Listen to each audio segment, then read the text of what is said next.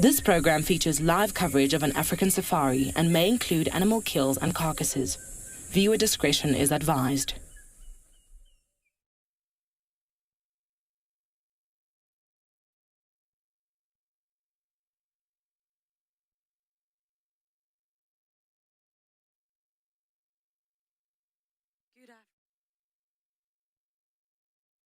For this afternoon, the sunset safari. We've just came down to the dam to see if there's any activity. I was hoping for some swimming elephants, but instead we have a hippo. Still a large grey mammal that's enjoying the water. Keeps popping its head up and then going under. I'm not too sure of my plans today. I think it's to bumble. So please join me everyone in bumbling, because it's that time of day for your live safari through the African bush. This program features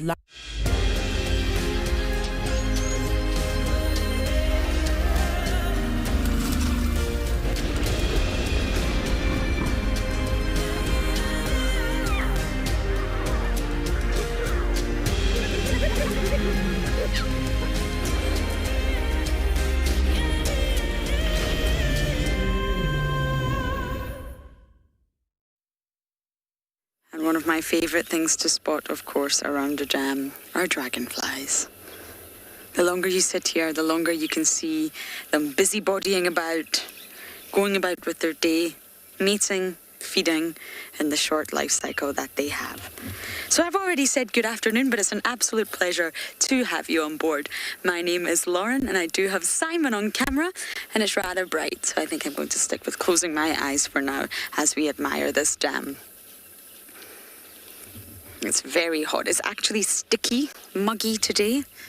Humid, 31 degrees Celsius, 88 degrees Fahrenheit. And of course, it's your live safari. Nothing is edited. It's all happening as you see it, which means you must talk to us. We're interactive, so use the hashtag WildEarth on Twitter. You can use @FC on the YouTube chat, or if you're under the age of 18, you can talk to us or send in your questions using email. The email address is kiddsquestions@wildearth.tv. And there's a new option. Head over to the website and you can go to the live safari page and submit your questions there. We had such a wonderful morning with Nzutini. Lovely, beautiful, gorgeous leopardess, not territorial, still very young. And for... Oh, okay. I'm feeling a little bit territorial here. Someone is showing off. Or playing. Could be one or the other. Normally a big yawn like that in a hippo is a territorial display from a male, saying, "This is my water body, go away." So I'm not sure what I'm going to do today. I would like to go in search of more spots, but I can't decide whether to go south or north or both. Tingana is of course somewhere around Simbambili Dam, but we lost him this morning, and I imagine he will pop out at some point, but he's definitely thick in that drainage line for now.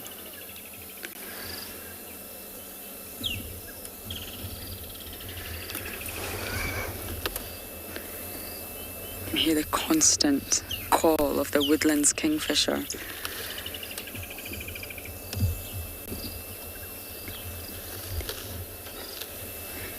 Now, there's only ever one male hippo in this dam. Only one, and I think it's a young boy. If it's still dewy, I'm not sure if it is still dewy or if it's a different one. They do move. It's only one lone male. He sees us, though. And we see you. We're admiring you.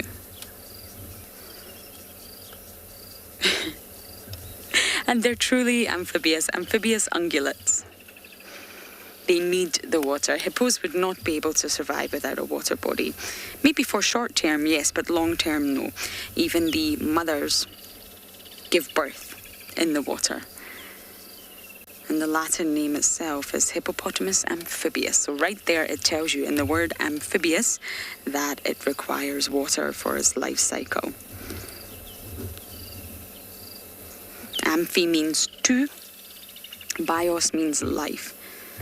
So it means a two-phase life cycle when you're using it to describe amphibians. Now, a hippo's not an amphibian, it's a mammal, it's an ungulate, but still, it requires the water. It requires a terrestrial land to forage, and it also requires a body of water for so many other reasons. To keep cool, save energy, for territorial behavior.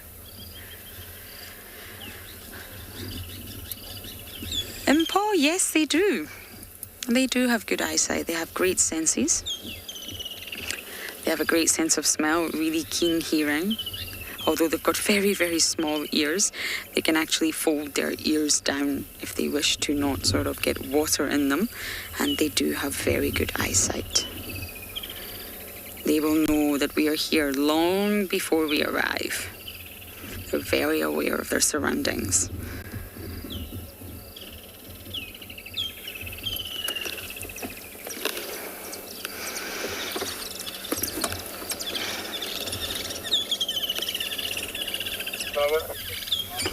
Any route in the report on the car? Sorry, that's my game drive radio once again.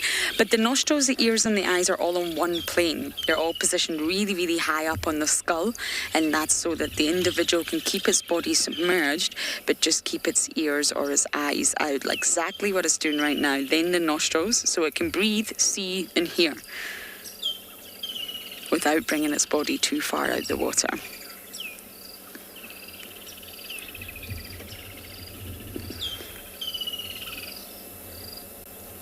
You see how he just folded his ears over there? The young, the calves also suckle in the water when they're born. In the very shallow waters, not deep water, but the mothers do suckle their young inside the water. And they're actually able to close their nostrils and their ears to prevent water getting in as a youngster. They're able to just close those nostrils and keep suckling.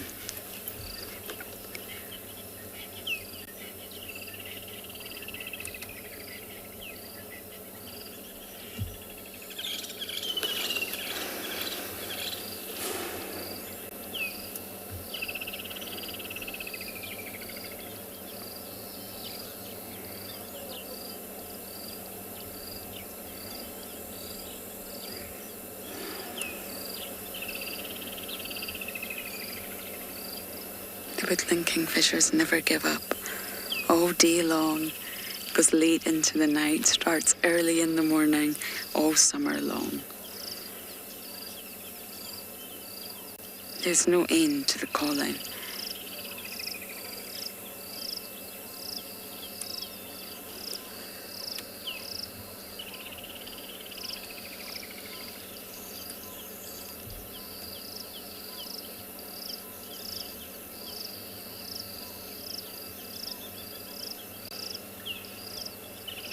And I think it's time for us to bumble. I haven't quite decided where I wish to go, but I think I am going to reverse.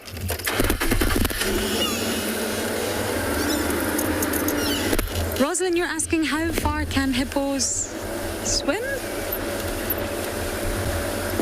I think that was the question. I will wait until Elton repeats it as I try to reverse. They don't swim, Rosalind. Hippos are not swimmers. They're very large, heavy-bodied, not so elegant, not so agile organisms. They require the water, but they don't swim. They can move their little legs, but I'm not entirely sure that you would call that swimming. They're actually positioned, just bouncing on their feet in the water body. So most water bodies here are really, really not deep. They're not deep at all. And most of the hippos are standing or just bouncing, or they can use buoyancy in order to help themselves sink. They can hold their breath anywhere between 5 to 6 minutes. So by releasing all the air from their lungs, through exhalation, they will sink to the bottom of the dam. But they're not swimming. So, in answer to your question, not far at all. So we're going to head to the next water body. I'd really like to see some elephants. And for now, we're going to send you across to Andrew to say good afternoon.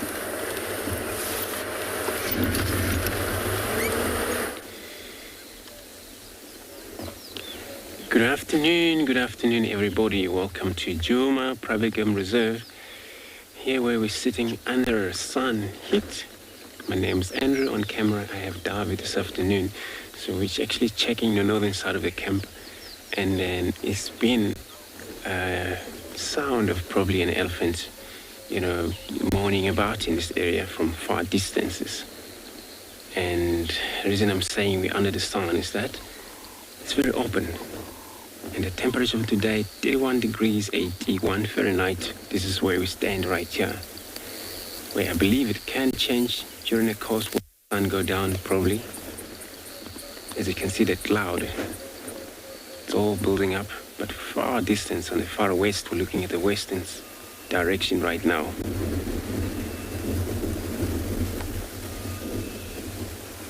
All the bushes shiny here. Looking at this whipping wattle, or African Platyphorema africana, species of trees that already see beautiful leaves, pods showing very much shiny because of the rain, the last rain we have.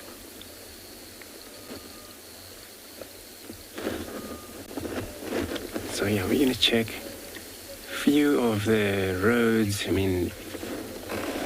Hoping to find lines this afternoon, because this morning I'm not sure where they're gone. So we checked the tracks, and there were nothing on the roads, nothing crossed either one of the roads. So maybe when it's cool off, we can able to find out what happened to them. Remember, we're coming to you live from these locations, and for you to communicate with us, you can go register on Wild Earth. You head over to Live Safari. From there, submit your question, comment. We'll be taking them from there. I'm going to be sending you over across to Pinda.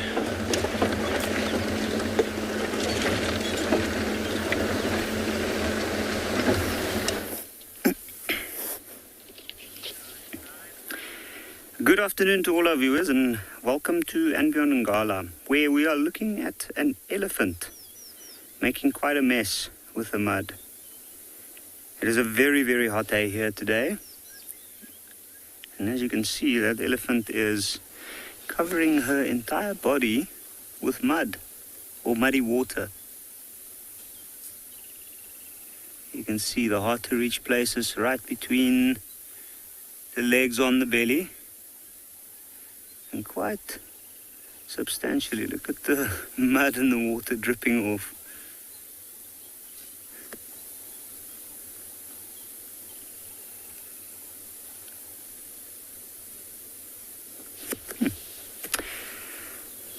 I'm Yapi, and behind the camera we've got PK. And we are currently driving a road quite close to the Timbavati riverbed, and we are actually looking to see if we might find any further signs or any fresh signs of lions. There were a male lion in this area this morning, and we are hoping that we might have some luck with him today. But, like these elephants, near the riverbed this time of the year is always a good place to be. You can see, look at them all, you can see the light reflecting off their backs. They're all covered with moisture at this point.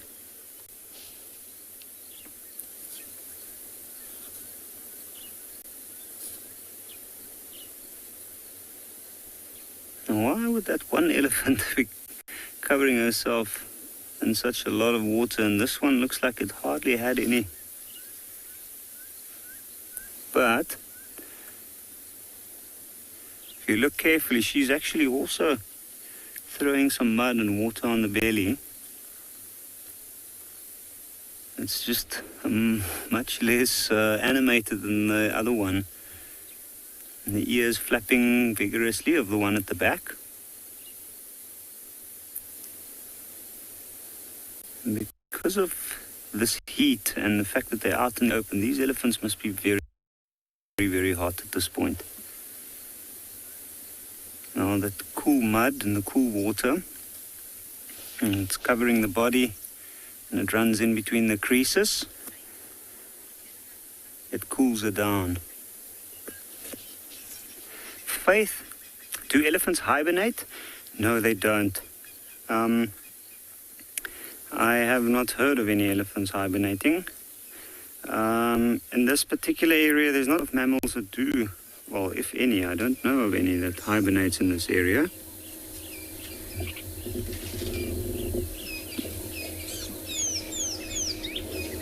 They change their movements seasonally. They might move into different areas with more food. And since it's such a large animal, the areas that they cover is very, very large. Female elephants, like these ones with their young ones, they're not territorial, so they have what we refer to as a home range, a large area that they might move between different spots with good food and water and mud, like this area. It's also good grass. I've noticed at this time of the year the elephants tend to eat a little bit more grass than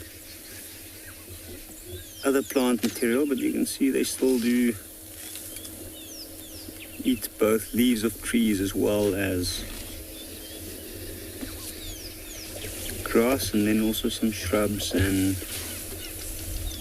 smaller things that they dig out of the ground on occasions.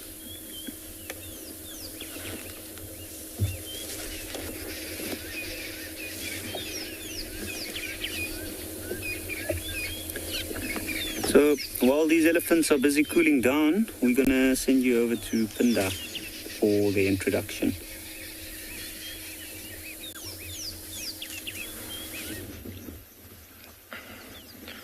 Good afternoon, everybody, and welcome to and Beyond Pinda Private Game Reserve, where this afternoon we've come in search of those 5 cheetah out into the open areas where they were last seen this morning, and we found a piglet, or a couple of piglets, should I say, rather, 3 of them, and their mum, the sow, out in the open, busy grazing.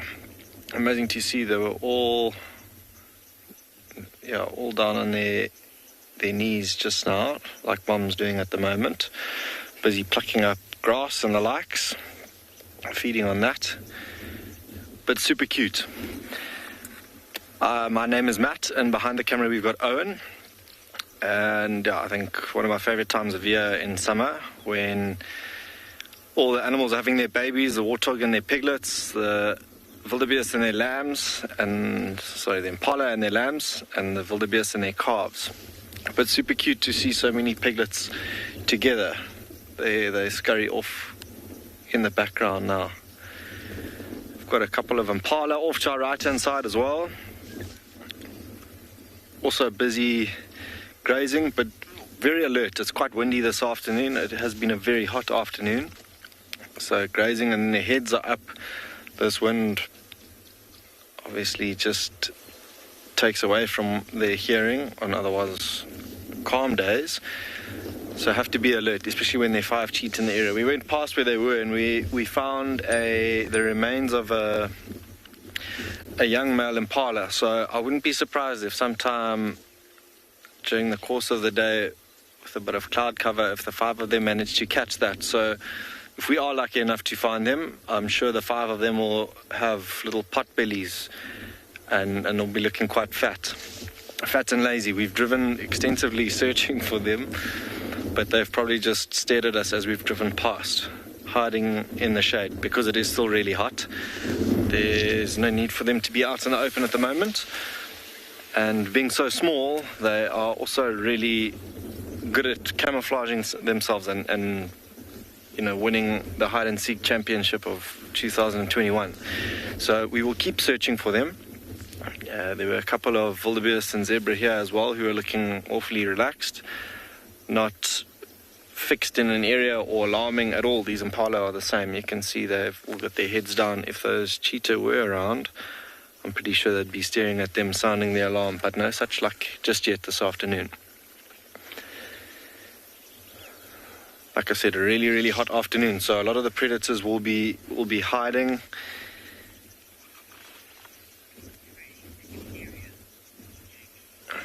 JP, you're asking what the top food of prey is in our area. At this time of year, it's a lot of the youngsters, or the babies, so be it wildebeest lambs, impala lambs, beg your pardon, wildebeest calves and piglets. But we've got an incredible amount of nyala on this reserve. They absolutely love the thicker vegetation. In fact, I think the last census there were about 5,500 of them on the 30,000 hectares of Pinda. So that's a firm favorite of a lot of the animals. Cheetah and lion mostly. Leopard we found to also hunt nyala, but impala for them. And yeah, I'd say that every so often you might find the pride of lions to take down something as big as a giraffe. I know a couple of the guides have been lucky enough to witness coalitions of male cheetah bringing down young giraffe as well, which must be quite the spectacle. But yeah, I'd say a fair amount of the plains game, and not obviously not fussy. Whatever presents itself is something that they'd be happy to take down. But we're gonna carry on searching here, myself and Owen, and we're gonna head off to Andrew.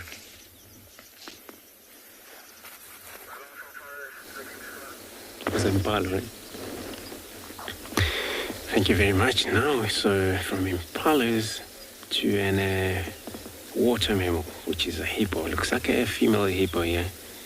What we've seen looks like it's also with a baby. We know impala move in such a group with the high rim can be numbered up to 30, where hippo also can form a group of number up to probably 7, 15 if possible in one group. But now here we have one female with a looks like a calf she's got there.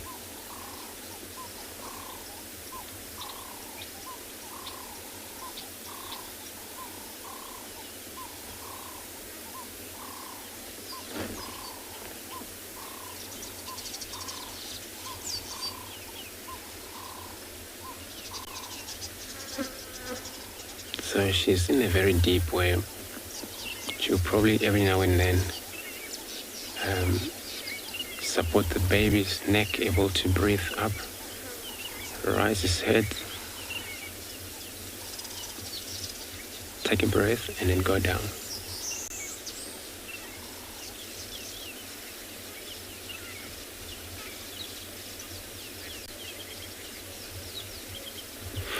So you're asking hippo and crocodile are predators of one another. Yeah, so wherever it's crocodile nearby, and that crocodile has to stay away far from the hippo, they don't get along. Well, crocodile, they're actually carnivores, they eat meat. So what we see now, excuse me, so what we're seeing with the lions and the impalas, that relationship is not working when they're near around together. Same thing with, but they can still share some water hole, where one partner has to be different species has to be far apart or end. Far end where the crocodile was sort of far in end, that's not a problem. But they don't cooperate.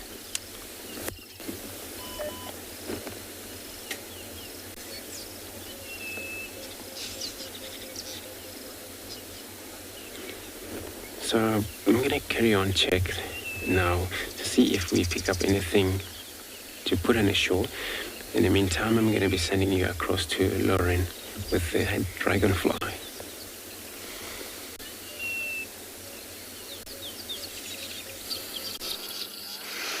Good luck, Andrew, with your lions. I have got my very own predator here, an expert predator.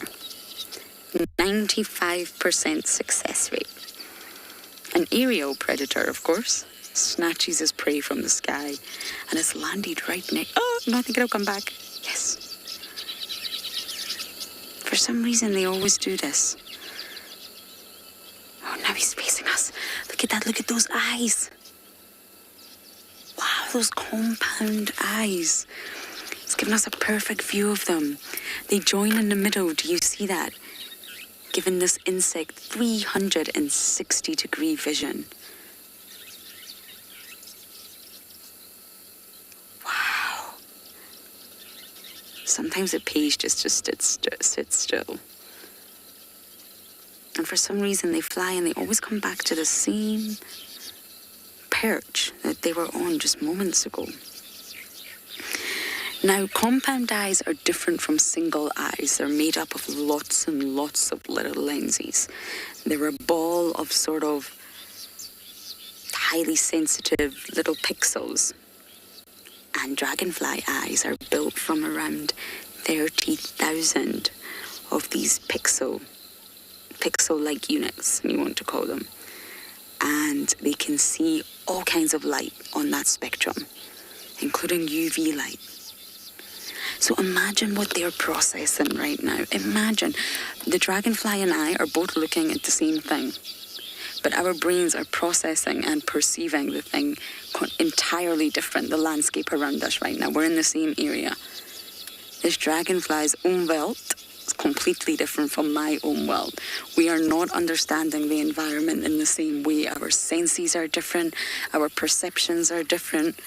But dragonflies also have a brain. They're not brainless. They're not without some form of intelligence. Their brain is actually capable of focusing over time on sort of one specific section of the enormous quantity of visual impressions that are being received. So there's lots of little lenses there. They can see 360 degrees. That must be really overwhelming. It can see Simon, it can see me, it can see the vehicle, it can see the road, it can see the pan, it can see twin dams behind us, it can see the sky and the ground. Wow, we've got binocular vision. We can't even begin to understand what it feels like to have 360-degree vision and our brain process all of that information at the one time. Whereas dragonflies, their brains can actually focus on one specific section. So although they can see 360 degrees, maybe this dragonfly is looking at me thinking, what on earth is this girl doing? So it's able to focus within its visual field, if that makes sense. They have a sort of selective attention that's unknown among other insects. Stuck in bed, they have a very short life cycle, very similar to butterflies, most dragonflies. As an adult, remember, they've got different life phases. As an adult, they probably won't live longer than a year. I imagine most of the species here will be just for the summer. Simon's doing an incredible job. Look at this. So just like butterflies, from a few weeks, few months is not long. Is it eating or cleaning? Eating.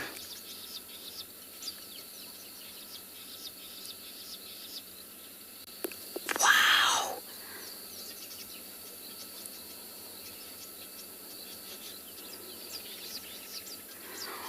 Wow. it's using its mandibles. It's got very special mandibles. Mandibles is normally what we call the sort of jaw parts of insects. So it's not really a jaw. And he's eating.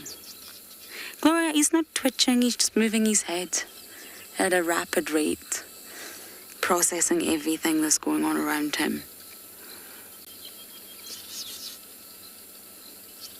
And that's what I was saying. They've got 360 degrees. How on earth do you begin to interpret all of that? So they just move their head very, very rapidly to try and understand what's going on around them.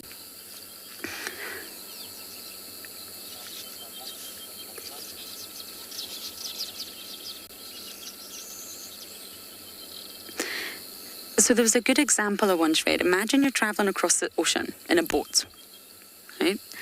And you see another boat ahead of you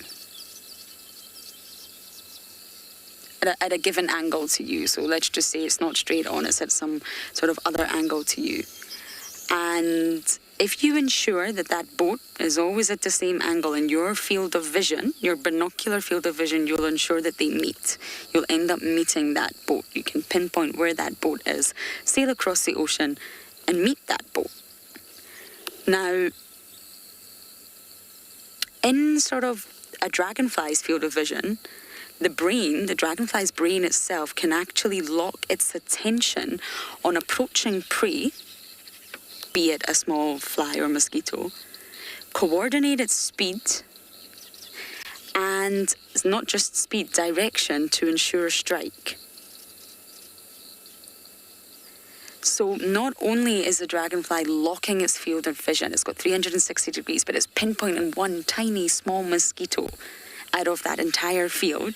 It's able to coordinate, fly at speed, and strike, all within a few seconds of time.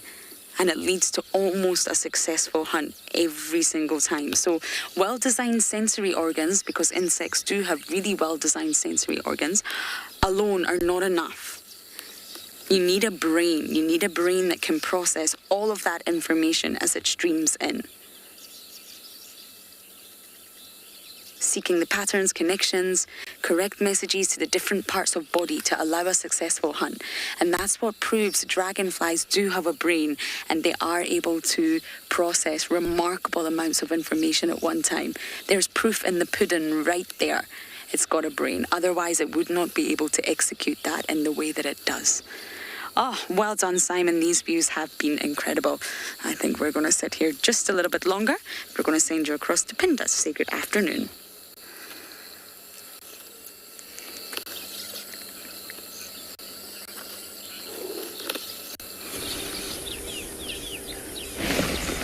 Well, we're quite fortunate this afternoon to have quite a few different animal species, although most of them have now moved off. We had impala, we had a wildebeest, and we also had a troop of baboons that were interacting so peacefully. And it's not always an opportunity that you get to see these animals doing so with one another, especially out here in the greater Kruger. There, a couple of the baboons are just disappearing off into the distance.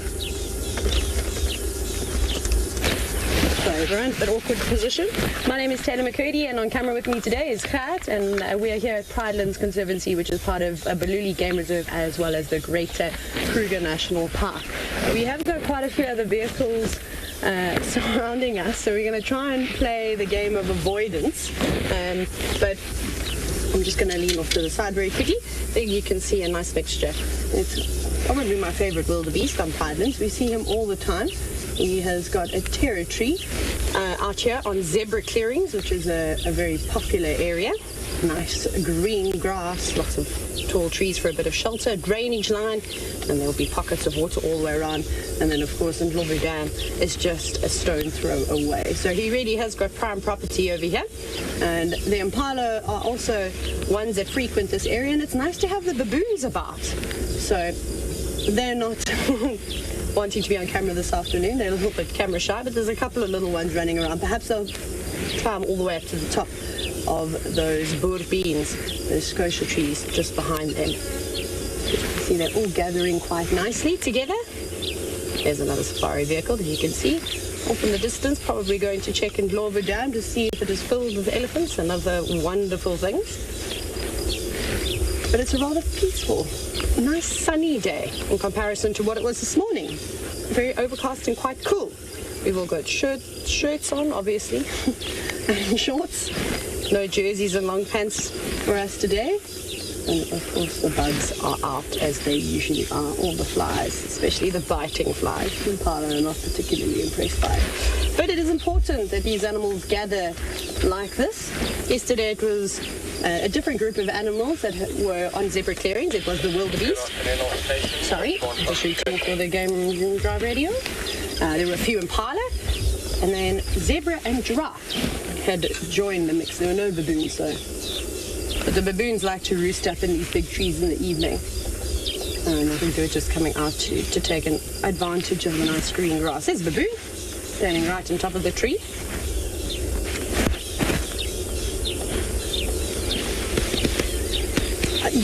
Well, I wouldn't want to fight an impala, to be honest. Whether an impala would be able to beat a cheetah in a fight, I think it would depend on a number of different things.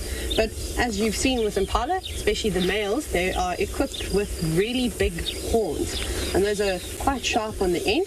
And a big impala ram can weigh up to about 60 kilograms or so. So it's not a small animal. If an impala were to run straight at me, or even Cat for that matter, and Cat is a very tall guy. Do you think an impala would knock you off your feet if it hit you running at full speed?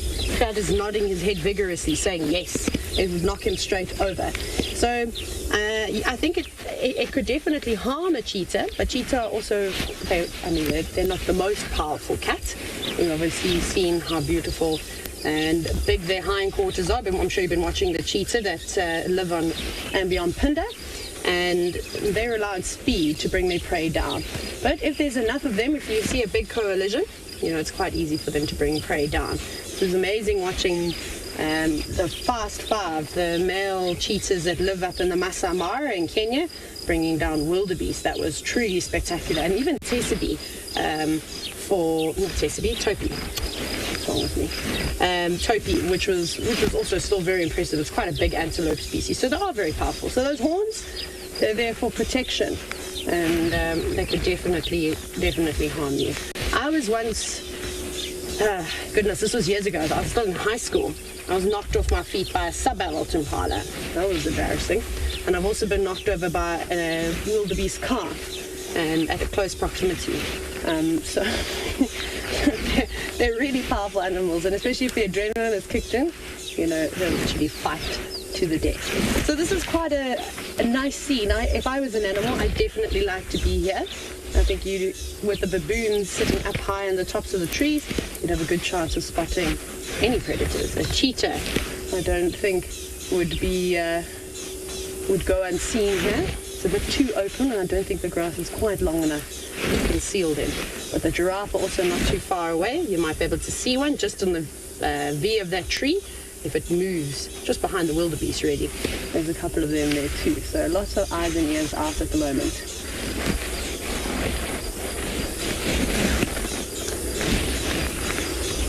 Laura, honestly, I haven't got a clue how big a wildebeest horns are, but Kat's going to tell me. 36 inches. 36 inches, says Kat. That's how big a wildebeest horns can go. The width, not the length. Although if you had to straighten, imagine a wildebeest with straight horns going vertically up. That'd be very, very interesting looking creature. Maybe somebody wants to draw that for us. Hashtag Wild Earth. Let's see the creative minds out there. Who's going to draw us a wildebeest with vertical horns? You can use this beautiful muse that we had, but he's now hiding behind the tree. Maybe I'll go around so we can get a better view. Yes, let's do that, and then I'll continue talking. So, wildebeest I think they're amazing creatures. They make me laugh a lot. They're definitely one of the more comical animals. We're going to go fast. I'm going to go around the bend just so we can get a better view, because they're all hiding away. And the reason why they've gathered underneath that scotia trees is actually a puddle of water. So maybe they're having a drink. It's always nice to see baboons having a drink. It's not a sight that's commonly seen. They're quite vulnerable. See them all interacting. I'm sad that there's no warthogs here with little piglets. But if you do drive into Pridelands, that is the prime spot that you'll see warthogs. There's a few little mud wallows around here. So I'm just going to go just literally around the bend, and we're going to turn in, and then we'll get a nice view. Oh, look at Boons, you're not running away. That's amazing. I want to get to the water. Do you think we'll manage to get to the water?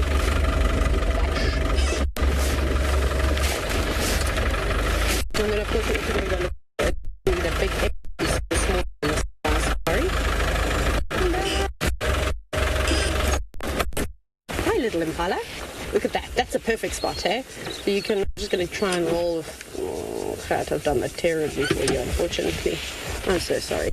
Poor positioning on my behalf. Oh well. There the little impala are, quenching their thirst on some of the ewes, and that's exactly what I'm going to do. I'm going to have a sip of water and continue watching these animals.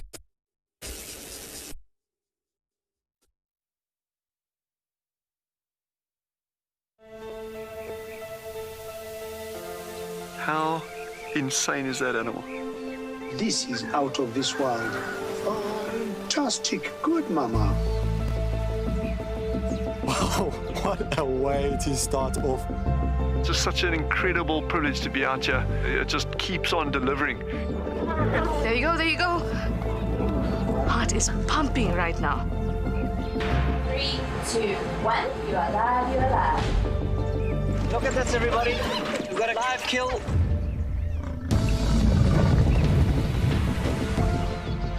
The cock's holding the tail. It's holding tight. Lucky wildebeest. There's nowhere to go. This is a disaster in the making. Something that I have never seen before in my entire life that you are now watching live. My heart is in my mouth, everybody. Look at this. It's gonna make it. It's going, it's going.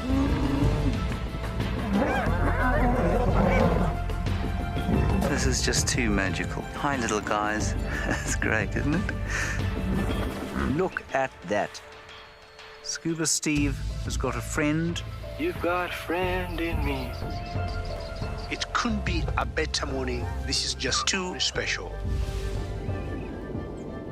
Oh my goodness, we've got a turtle. How epic is the fact that we're coming to you live from the Chobe River? It's the most incredible feeling to be here. This is live, and we're in Rwanda. This is a very, very different adventure, charged with emotion. I did not think I would ever face my fears like this.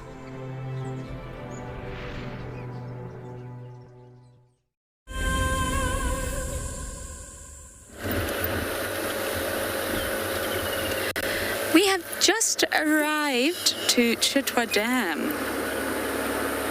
We need a bit of a moment or two to actually see what is going on around the dam. It's been a while since I've been in the south. Simon will give you lovely views of the dam. And I'm just going to have a little look and see what I can find.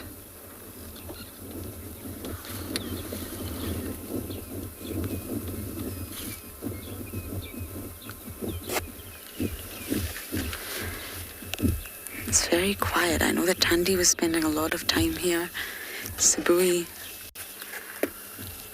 But all of a sudden it's very quiet. You've got the resident hippos as always. And not much else. And that's of course because water is everywhere. It's so plentiful these days.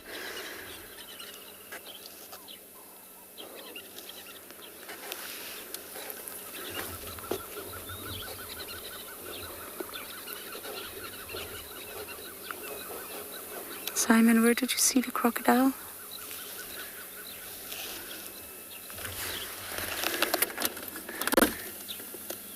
Somewhere there.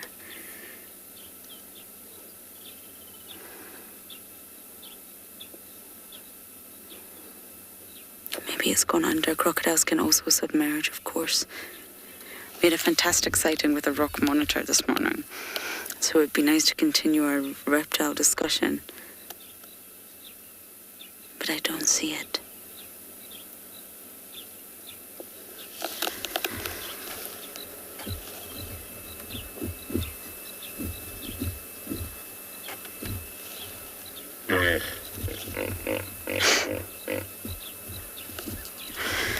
Gave me a fright.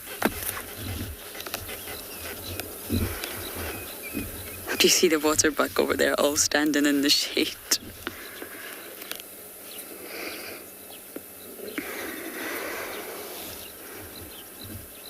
Elijah, I'm not sure what you mean by that question. Why are hippos territorial? Why is any animal territorial, really? I think that's maybe the better explanation that I can give. And it's a form of selfishness. It's establishing social dominance in your area. And it's establishing something that you're claiming as yours. So, for example, resources.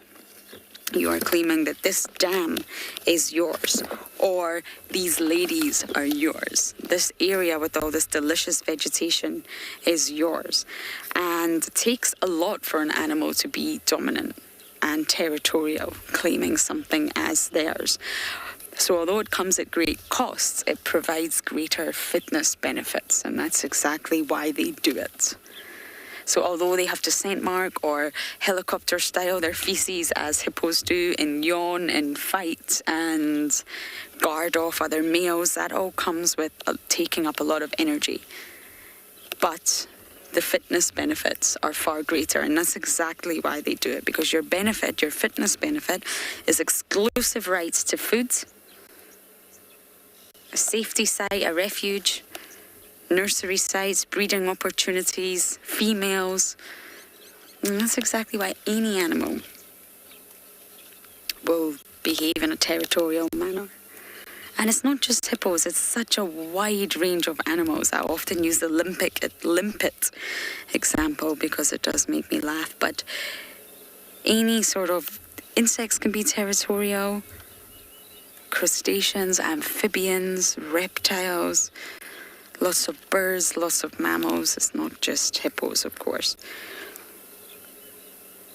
And they do call it in ecology selfish behavior.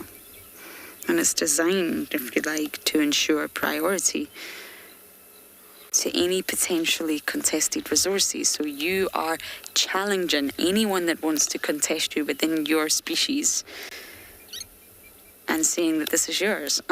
You can't have it. This is mine.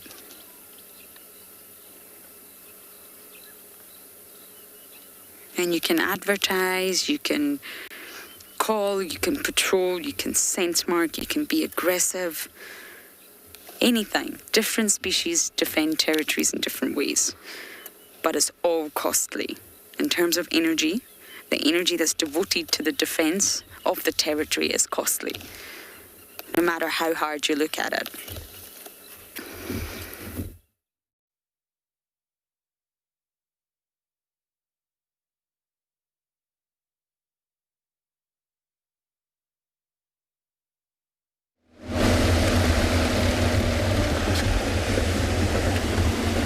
Sorry about that, Aaron. So now we're traveling the border here, and all we're hoping is to pick up anything we could.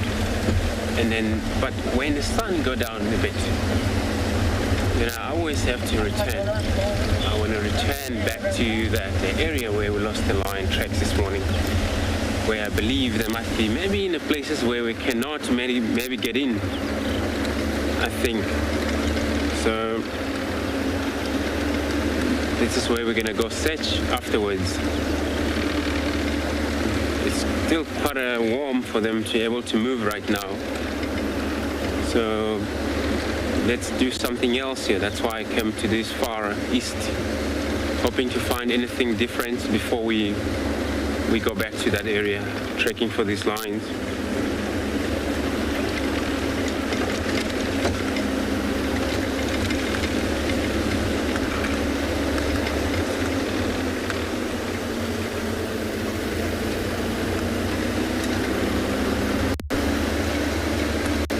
But if they kill something, it's probably that it's got to be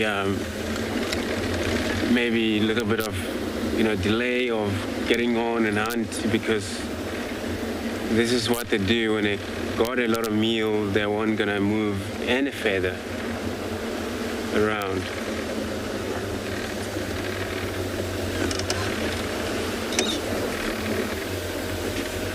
So that's what is probably happening. Dave, I don't know, look at that. Yeah. So here, we've got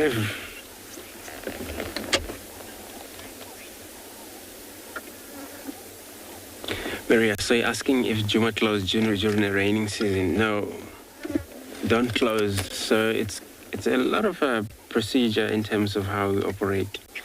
So often, you know, we manage the roads, how we're going to travel along this road. If it's soaking wet, we'd rather not to off-road so much. So that, you know, it's just to limit a lot of damage on the grasses, on land itself. And then, but yeah, it's actually not closed when it's raining. Still, you know, open for everyone. So here we've got a very much interesting plant. As you can see, it's very unique, far different to grasses. And it's got a very enormous leaves. And it's called a ground lily. That's a ground lily. And usually favorite for a kudu as well, those browsers.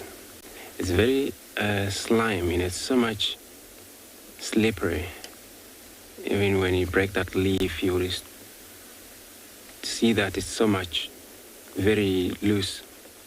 Probably for those female antelope when they eat them, and it's easy for them, those are pregnant, to able to deliver their baby. Similar like one of these plants we have in this area where there's deadly thorns, a wild shampoo plant, where it's pretty much the same, but then it's only the difference, this has got enormous leaves.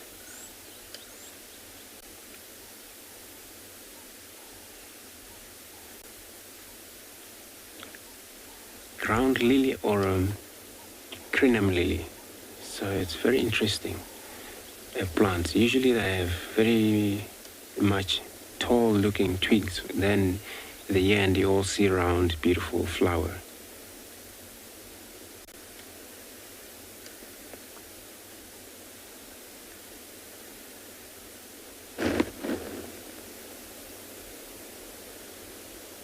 So I believe none of the antelope have been here, and then they will chop all of this up.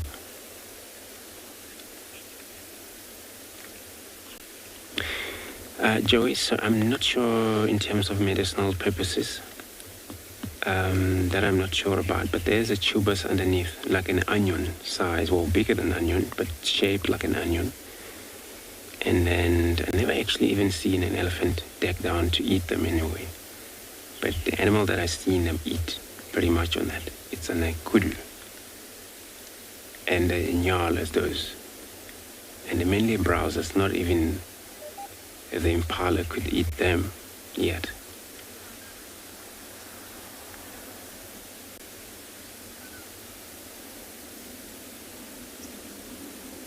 And always it's in a very much soft sand where it grows.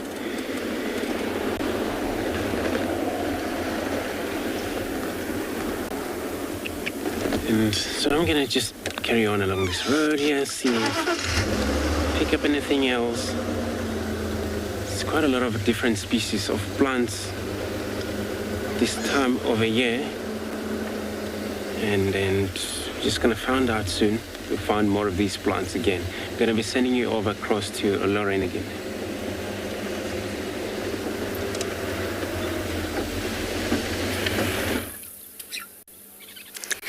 Another one of my favorites, the termites. Busy inside this mound. And they are the perfect example, actually, of altruism. There's a lot of debate. Does altruism really exist in the animal kingdom? Does it in any species? Let's just omit humans from this for now, because it gets rather complicated. And termites are said to be one of the best examples. Species that live in huge colonies, and only sort of one female per colony lays eggs. And the other individuals are sterile. The workers especially, the workers are the ones that sort of display the ultimate form of altruism. They give up all of their own reproduction and to serve as the reproductives, which is your king and queen. They can't reproduce. They do everything else so, all for the king, the queen, and the colony. And in The Origin of Species, Charles Darwin himself actually admitted that eusocial insects, so eusocial insects will also include bees, ants, and termites, those that have social castes. So eusocial insects in general will actually a challenge to his theory of evolution by natural selection. Natural selection was first coined by Charles Darwin, and then sexual selection developed from that. Because how can natural selection favor individuals that give up their own reproduction? It's all about reproduction at the end of the day. So why wouldn't it, and along the lines of evolution, why would natural selection favor for that? And that was one of the things that Charles Darwin struggled to explain. And a sort of plausible explanation did come up, I think, centuries later, or a century later. And within social groups of insects, the degree of relatedness, they're all related, is important in determining natural selection. So although it's just like when we talk about lions in a coalition, if the coalition is a band of brothers or a band of cousins, they're related. They still can reproduce by proxy. They still can continue their bloodline. It may not be their direct offspring, but it still benefits them. Whereas if you have a coalition of unrelated individuals, just random males, you can't. It doesn't benefit you if your coalition mate is the one to father the offspring, because you are not related to them. You are not reproducing by proxy. Whereas in a termite colony, all the effort is going towards the reproductive because it still benefits you at the end of the day. So the degree of relatedness has a strong point in evolutionary genetics. They give up everything for the colony.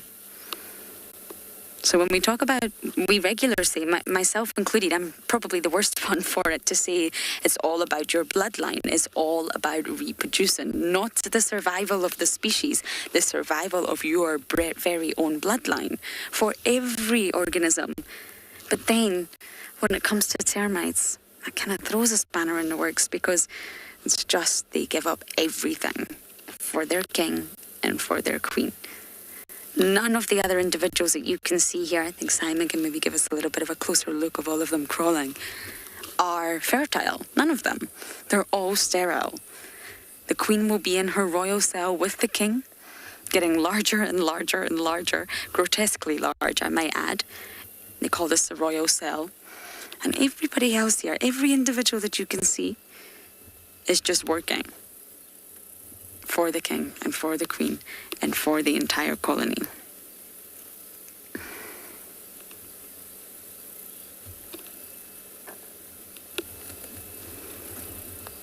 It's incredible. One collective, one soul.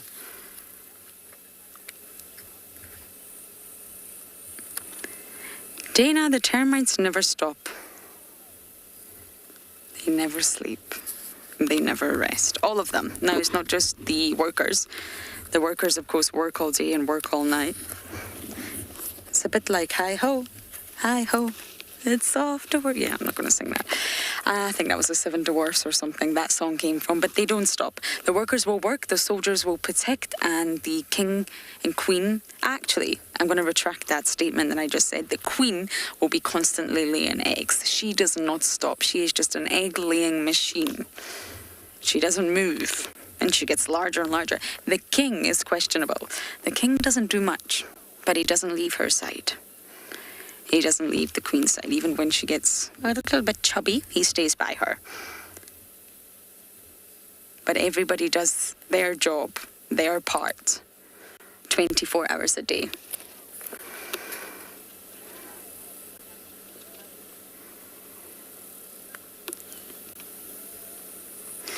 Maria, you're asking a good question, but a very complicated one. Because she's laying eggs. And she's getting larger and larger. And one of the sort of conundrums, if you like, is sometimes you will find that the queen gets so large that she's actually bursting out of her royal cell. And in lots of studies, they find that the queen gets moved. Or does she? They can't figure it out. Do the workers move her? Are they strong enough to lift up her big body? Probably not. Do the workers break down a wall and just make a bigger cell? Or does that queen die and another one takes her place? So you've got to remember, she is producing eggs. Lots of them. And social, environmental, and pheromones are what chooses the termite's caste. So when you're an egg and you hatch, you're either going to be a worker, a soldier, or a reproductive. Now, remember when we see the alates streaming? The alates stream in summer from little holes in the mound that are made by the workers. And then once all the alates have left the mound, the potential royalty, the workers close up the doors again. They seal up their doors. Now, these alates are the reproductive ones. They are the ones that will fly and start off their own colony. So when those eggs hatch, they're still inside the mound. There are reproductives, if that makes sense. They're not the king or queen yet, but they are termites that can reproduce and they can see. They do grow their wings and they get ready to fly, but if the queen was to die, she would be replaced by one of the reproductives. So what normally happens is the queen actually puts her sort of pheromone-laden poop, shall we say? Yeah, it's not very pleasant, on her young, on her eggs, to decide what they're going to be. It's all done through pheromones. But she will make that decision based on environmental and social cues. So depending on the pheromone, you're either going to be a worker, a reproductive, or a soldier. And the workers make up the bulk of the colony. 95% of the colony is made up of workers. But she has a really long lifespan. The workers and the soldiers normally have a lifespan of 2 years, give or take. The queen can live up to 45 years. It's not common for her to die until after that. One of the longest living insects, the queen, only the queen. And in that time, all she does is lay eggs. She's fed by the workers, they feed her. She can't feed herself. And she just lays eggs and lays eggs and lays eggs. An egg-laying machine. It's incredible.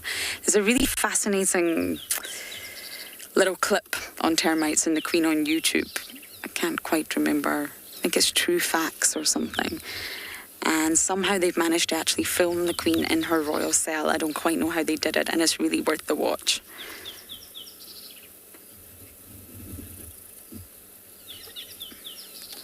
Libby, you are 11 years old, and believe it or not, termites are not related to ants. You would think that they are, but they're not related to ants in any way, shape, or form. They look the same, but actually, termites and ants are enemies. They cannot stand one another. Termites belong to the group called Blattodea. Blattodea. And it's the same group as cockroaches. I know not many people like cockroaches, but termites and cockroaches are very closely related. They belong to the same group. Just like the dragonflies and the damselflies, they belong to Odonata. And the butterflies and the moths, they belong to Lepidoptera. So the termites and the cockroaches, they belong to Blattodea. So even although they look like ants and they sometimes get called white ants, they're actually not related to ants in any way, shape, or form. But good question, Libby. Keep them coming. I'm obsessed with termites. From reading the book, The Soul of the White Ant, I'm obsessed with them. Jeff, I don't actually know how big the nest gets. I guess it depends on the size of the colony and the size of the actual mound. This is a very, very small termite mound in its early stages. And you can see the dark soil is a sort of new build. It's the recent construction work. It will harden, it will dry in the sun. But it's a very small one. It's just a mere lump sticking out of the ground, especially in comparison to some of the huge termite mounds we have around here. And I don't actually know the size of the nest. It needs to accommodate everyone. It needs to be large enough for everyone to move and breathe. I don't actually know the size. I would really love to properly cut a mound in half and inspect it. I would obviously never do that, but I would really love to see what goes on in there. It's very intricate, it's very complicated. There's cells and galleries and areas and tunnels and funnels. There's all sorts of things happening down there, and we just can't see it.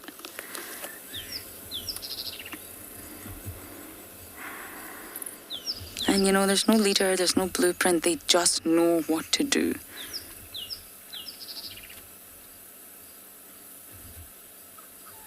Ian, I'm not sure how to determine strength for you, I'm afraid. I mean, I could jump on this mound right now and it wouldn't crack. It's just like jumping on the ground.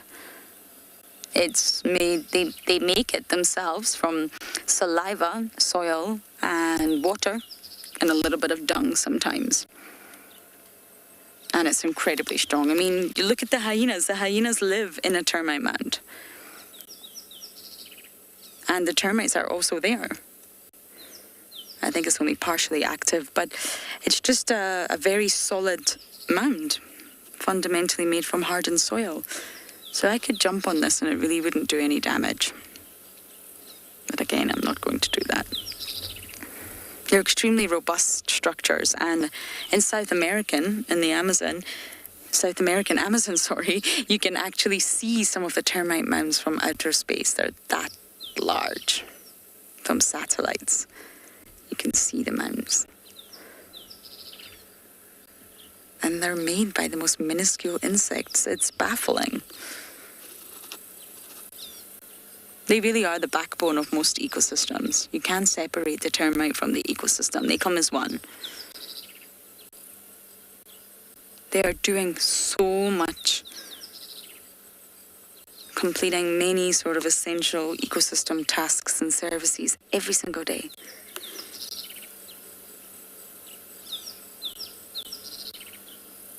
And the workers are just working. They don't stop.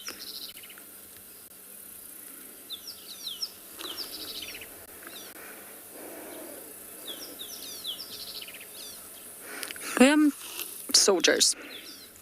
The soldiers are the defense weapons. Now, I can't see any soldiers right now. I mean, we've not got the best view inside this mine, but I can only really see the workers. The soldiers you can identify. I actually think I have a drawing. One of Lauren's wonderful artistic work. Yes, I do. Are you ready, Simon? I don't know when I drew this. It was a very long time ago, but you can see on the left-hand side, you've got the workers. This is sort of what the body looks like. This is obviously not relative to size, but you can see that they've got very short mandibles. You just look here. Mandibles are the mouth parts, and it's very, very small, just to eat. And as with any insects, you've got the sort of head, the thorax, and the abdomen. But then, if you look at the soldiers, look at their mandibles. Huge, and this is their defense mechanism. They can actually really, really bite, and I actually got nipped by a soldier by accident the other day when I was inspecting the mound, and it's very painful. So the soldiers are the defense. They will always be around. They respond through vibrations and chemical signals. So what they will actually do, and it's really fascinating to watch, is if the soldiers sense danger approaching, if you approach a mound, they'll bang their head repetitively against the ground, and they're sending signals and they're sending vibrations back to the others in the colony. Danger ahead, danger ahead.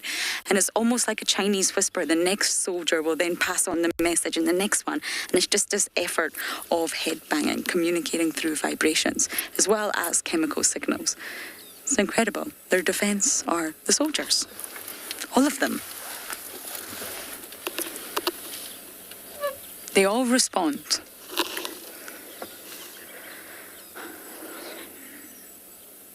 Mindy, you're saying the termite segments are so fascinating. Oh, thank you. I am rather involved with them. And the book I'm referring to is actually free online. You can get it as a PDF. So if any of you are interested in learning more about termites, you definitely can. You just Google the soul of the white ant and it comes up.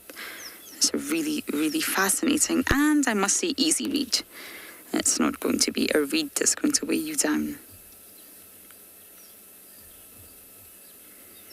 But they don't even need eyes. Most of them, especially the soldiers and the workers, have vestigial eyes. Not even real eyes, they don't need it. Their sensory world evolves around vibrations and chemicals. Okay, I think Simon and I are going to sit here just a little bit longer to enjoy the termites. And we're now going to send you guys across to another location.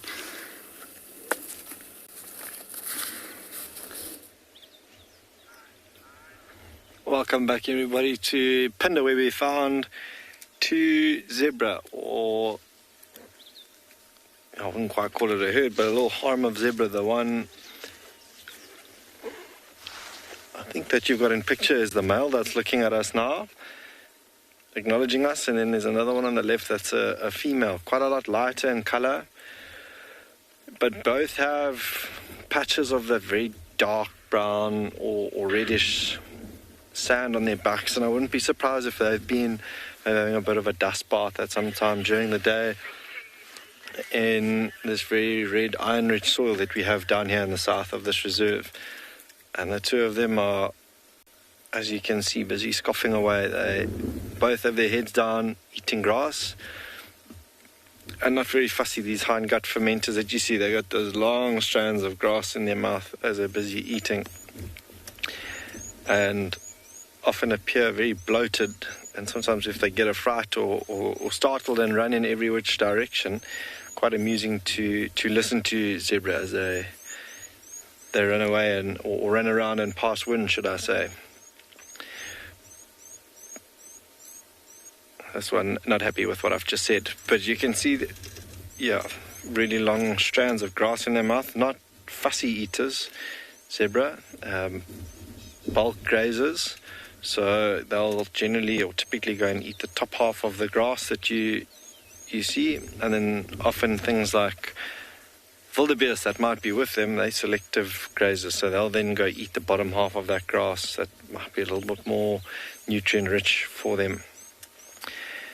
And now that one is facing away from us on the right hand side, you'll be able to see it can be quite tricky to tell male and female apart, but that one that's now paused briefly, as it wags its tail, you'll see it's got a very thin black stripe between its legs. That's a male. The females have a very thick black stripe between their legs if they wag their tail. The other one on the left-hand side is not quite facing away from us just yet, so I can't really see that. But she's quite a bit bigger than him, so I wouldn't be surprised if maybe she's got a baby on board.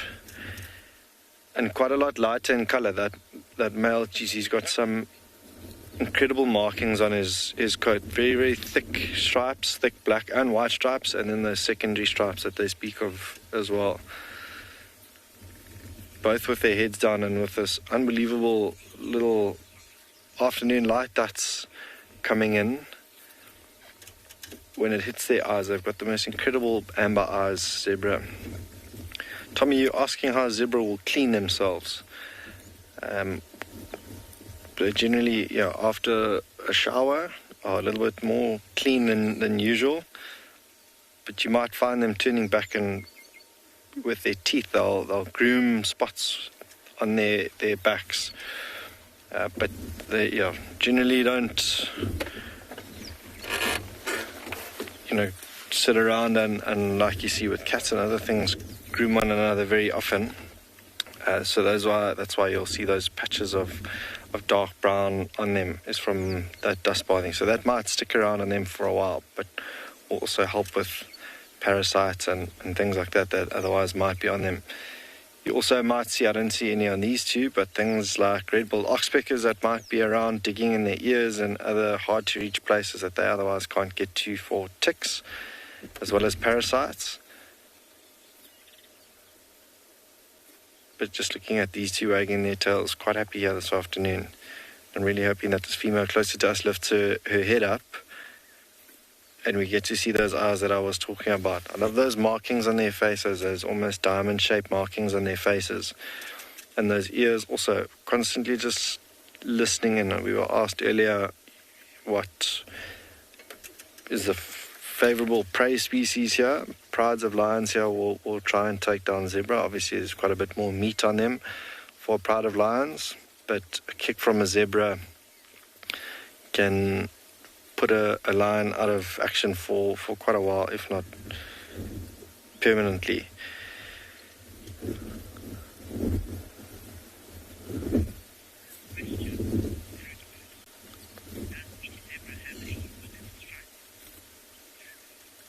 Fruit Loops, you're asking if each zebra has unique stripes. Absolutely, they will all have unique stripes. There have been a couple of pictures posted recently. I'm not sure if you've seen on the internet of some with almost completely black backs. And then I think in East Africa there was one that looked like a polka dot. It was a young foal that they found, but almost completely black with white spots on it, not so much stripes, which are obviously unique to that individual, but all of them will have unique patterns. Some of them you might see towards their backs or their rumps might have mix match spots, so where black meets white and white meets black, and that is often an indication that they've survived an attack from potentially lions, where a lion has jumped on their back and, with their claws cut into that skin and it's exposed it, left quite a bad wound. But when they heal, they'll heal opposite one another, so black to white and white to black. But just looking at that male now, incredibly, his neck compared to the female, a lot thicker. He's actually a bit of quite a large stallion. But the most incredible markings now, looking at him there on his front right shoulder, you'll see those almost like triangular patterns. So Fruit Loop, every zebra has its own unique patterns, but obviously that's similar in that with the stripes and those markings around their faces. But some, like that male, thicker black stripes and thinner stripes elsewhere. Such magnificent animals. Chidori, you're asking if the stripes on each side match the other side. I wouldn't say 100% match, but that'd be a very similar representation of either side. The easiest way for us to do that would be to take a picture, but sometimes our subjects aren't that willing to stand on the spot, turn around and do that for us, just to let us know, or just give us the answers themselves. So I wouldn't say 100% the same, but fairly similar. Much the same as Nyala and Kudu, the youngsters would have the same amount of stripes as their mothers.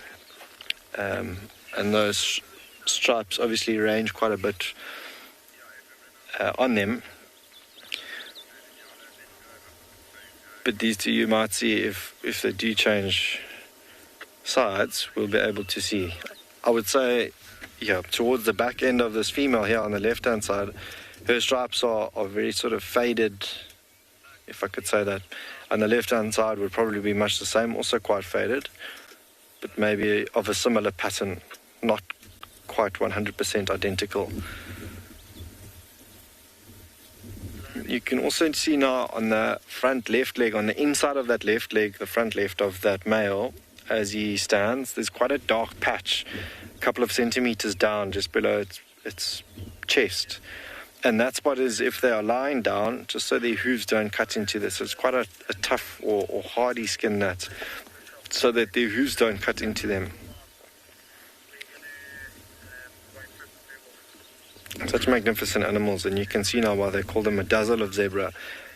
If there was a big herd of them and they were to get startled, if lions were hunting them, those stripes that are going in every which way can be quite confusing to a predator, so much so that they might stop. But now you can see that thick black stripe that I was talking about on the female, as well as Fruit Loop, the left-hand side of that female, very, very different now, or the back end of her, very different to that of the right-hand side. So not quite 100% identical either side, but fairly similar. I'm not sure if you heard that huff now from her, much like that of a horse.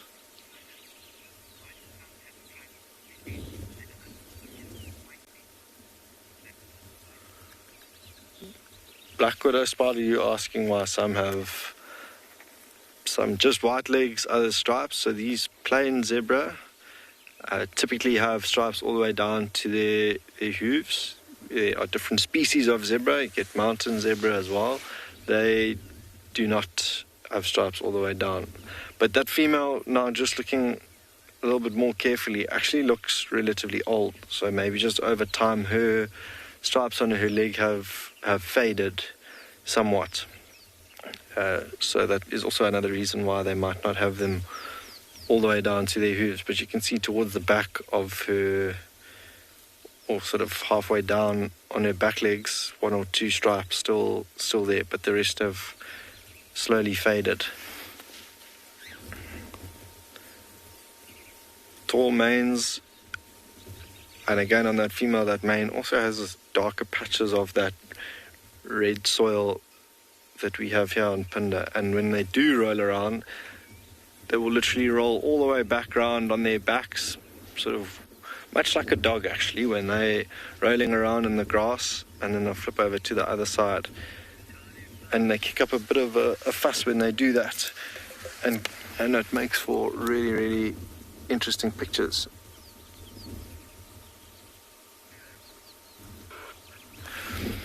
There were a couple of European bee-eaters that flew overhead that we heard calling. Sadly, none of them perched by for us to show you, but we'll keep searching. Not a bad area to look for the little bee-eater as well. But a really beautiful view that these two have found themselves in.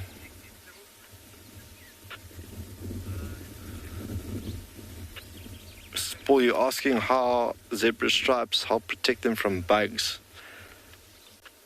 They don't really help protect them in terms of bug defense. But for zebra, a lot of the time it's ticks and things like that they might get from walking through vegetation that they're in now, and that's when the oxpeckers will help. They wouldn't really get pestered by bugs. But also not uncommon to find birds that would, like lilac-breasted rollers, maybe even fork-tailed drongas, that will follow animals like this because they're fairly large and can kick up grasshoppers and the likes that then they'll go eat, but not really too affected by bugs. Bugs are actually quite fond of them if they defecate, or if there's dung around. Those bugs, or dung beetles rather, would then go and land on that and use that dung. And on that note, both of them look like they are moving off to greener pasture, so we'll leave the two in peace and we'll see what else we can find this afternoon. Maybe now that it's cooling off, we managed to find those cheetah.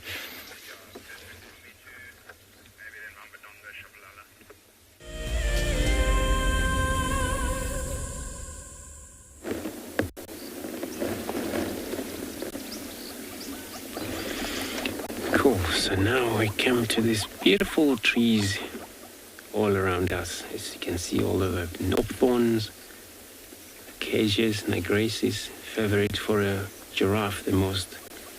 The reason we want to have a look at that, there is a nest.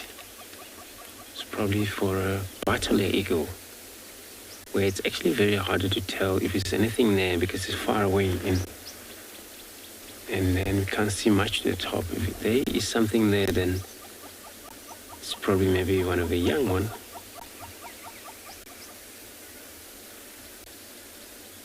And they use the twigs, as you can see, a lot of the big twigs collect by both partners to combine them there in that fog of the tree.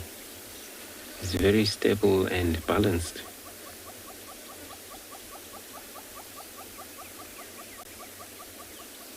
And it's amazing call from the background, southern yellowbill.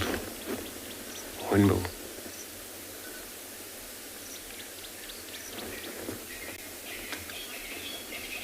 So if it's a chick there, then for the butler it means the parents both somewhere searching for food, and then they will always bring it back to that nest.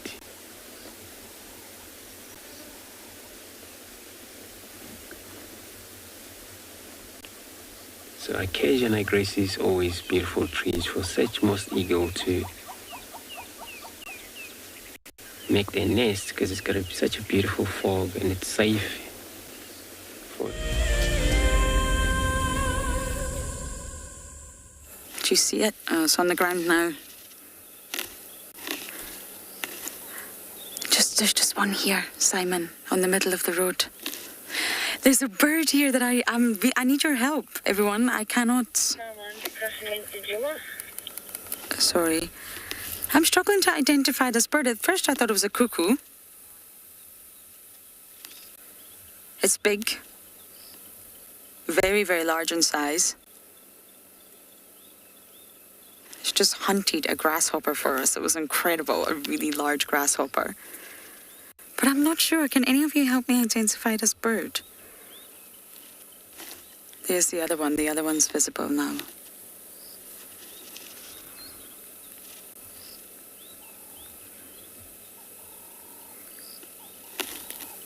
I've been taking photos of it.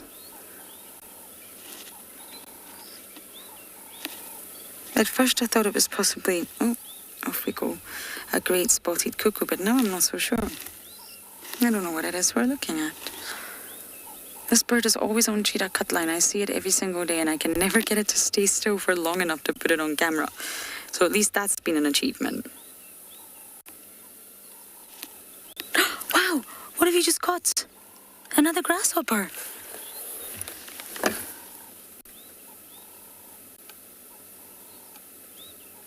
I don't know if that is oh yeah, it is a grasshopper.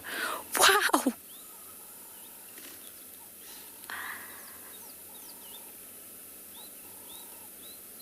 Would you look at that? An elegant grasshopper just lost its life.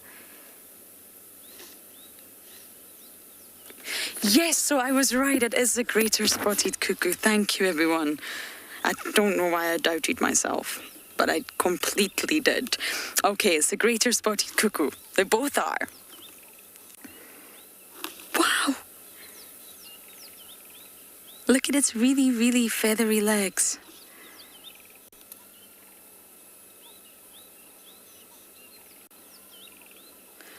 And down the gullet it goes. Can you believe that? That's the second grasshopper this individual bird has had in the space of 2 minutes. Somebody's hungry. Now, the body shape of cuckoos are quite easy to identify, and that's why I thought this is a cuckoo, but I don't know why I doubted it. And it's on the hunt.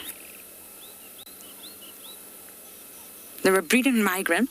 Cuckoos are breeding migrants. They arrive here for summer. Food is plentiful, as with all the other migrants. And they normally, again, arrive in October, November, and they leave sort of March, April, May time, all depending on the year and how successful that's been. And any migration is actually such a magnificent spectacle and thought to think about. You can get migrants that come individually and just arrive in a place, or you can just get a sheer abundance of migrations, like the wildebeest migration up in Tanzania and Kenya. It's an amazing feat of precise navigation. An individual or a group of species is able to navigate and go to another place. And I personally feel that's what fascinates humans about migration. Monarchs, the sandhill cranes, sea turtles, lots and lots of species of birds that arrive here seasonally. The wildebeest, the cob up in South Sudan. So many different migrations all across the world, and it's far grander than just movement, a patterned movement of species, because it suggests premeditation. It's planned. It's an event that's planned. The animals know what they're doing. They're moving from one area to another, most likely for resources. It's most likely to breed and for resources. Those are the two sort of reasons that animals migrate. And the willfulness, the strength is almost inherited. It's almost innate within the species, in their DNA, that they know how to migrate, when and why. And it can be environmental cues, biological cues all working together that signal it's time to migrate. The time is happening. It can be shorter day lengths. The cue is sort of hormonal change. Let's see if we can get closer. And that's how species know it's time to move. We get lots of different species here. I've forgotten the name. I'm sorry, Elson, you'll have to remind me. Oh, here we go. But they're all breeding migrants. They all come here to breed. And the other day we got really, really lucky with the Diederik's cuckoo, Jensen.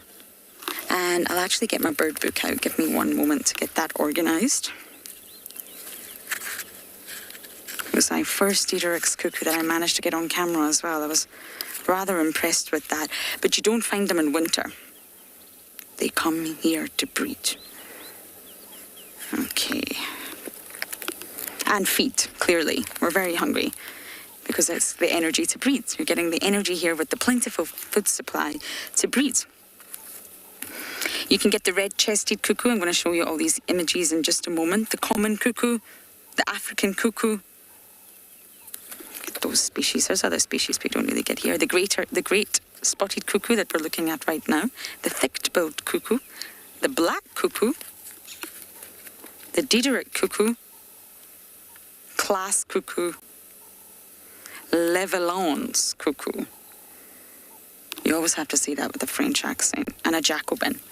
Now I'm quickly just going to show this page here on my bird book so you can have a look at the different species. So there you can see this page are the ones that are quite common around here. So for example, this pair down here, 4 and 5, you will see that this is the Levelon's cuckoo, number 4. Simon, and it's got a bit of a barred chest, but it's very similar looking to number 5, which is a Jacobin cuckoo, but it's missing the barred chest down here. But in flight, you can get quite confused between the two. And if we jump up to the top, this is a Diederik's cuckoo. Really obvious from that emerald colour and that red eye. Quite similar in appearance to number 1, which is a class cuckoo, but you can see there's differences. There are differences, and it does not have a red eye. We see all of those cuckoos. I'm just going to turn the page. And here you have another page. For example, this one's got a red chest. The one that we're sort of... Oh, it's on a different page. Yes, it's on a different page. This is a common one. A really, really barred chest. You get this one out here too. You get the African cuckoo. These are all quite similar, grey in colour with sort of unique, different key features that separate them. And then one more page. That's a lot of pages. Yes, this is what we are looking at here. The greater spotted cuckoo. This one. Although I would say the coloration is slightly off, but that's okay. And you get the thick-billed cuckoo and the black cuckoo. So there you have it. These ones are not cuckoos, I'm afraid. So in answer to your question, we get a lot. And most of them are breeding migrants, so they will disappear. But this was the one we were just looking at, which has disappeared. But this appears very black in the book, but I must say it's really, really not black. I would say it's very, very grey in colour. It's quite light grey as well. So unfortunately, we've got another vehicle in front of us now, and we don't have the bird. So we may have to navigate around here. The bird has disappeared, but I just love cuckoos. They've all got calls as well. They're all here to feast on all of the insects, to get strong, to breed. Again, so all about reproduction. If you're a bird, that is, not if you're a termite.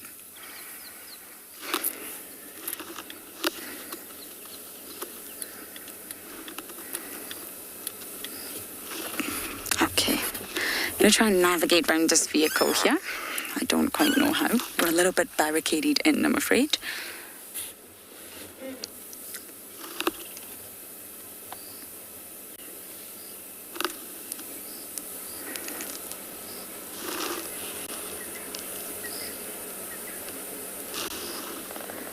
Elton, we're a little bit stuck here. We can't move forward. Let me see.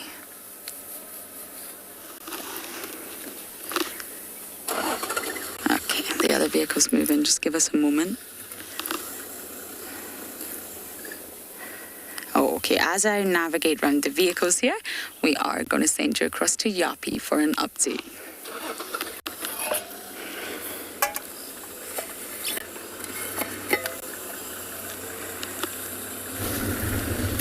So we have left the reserve. We had some visual to see them was very, very tough, and they moved a little bit further off the road, and then it became even tougher to see them. So we've decided to leave that area completely, move away from the areas around the river, and head towards a very large watering hole in the western edge of the reserve. Now, this particular area, we haven't been driving it a lot lately, and we're not sure at all what we might find here. I know the last time we drove in this area, there was a young male leopard moving around. But I'm hoping at least to get a view of some hippos and maybe even a crocodile.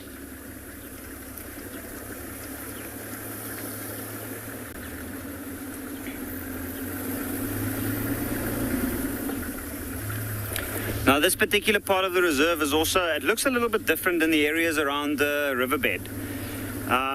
Overall, in its current state, it's quite dense, but generally speaking, it's got flat, low-lying areas, and it's a little bit more open than the areas around the riverbed. It doesn't have those floodplains,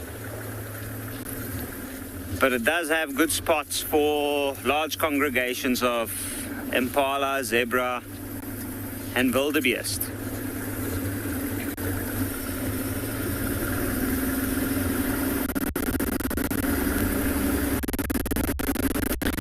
And one of those areas is just up ahead.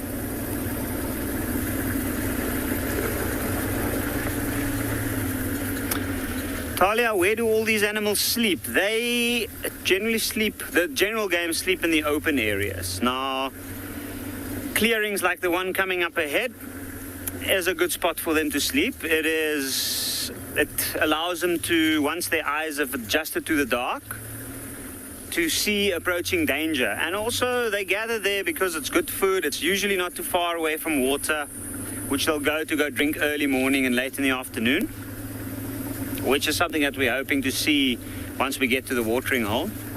But they sleep, some of them lay down while others might be awake during the night time, and the congregation of animals helps them to spot danger easier. Then animals like the predators, they move around at nighttime mostly. I know that there's a lot of hyena activity in this part, but there are some dry riverbeds which the animals might settle in for the night with some cover, whether if it's raining or if it's a windy evening. Now this part's more sandy, so the vegetation is different. And in this particular part there's a lot of marula trees as well as silver.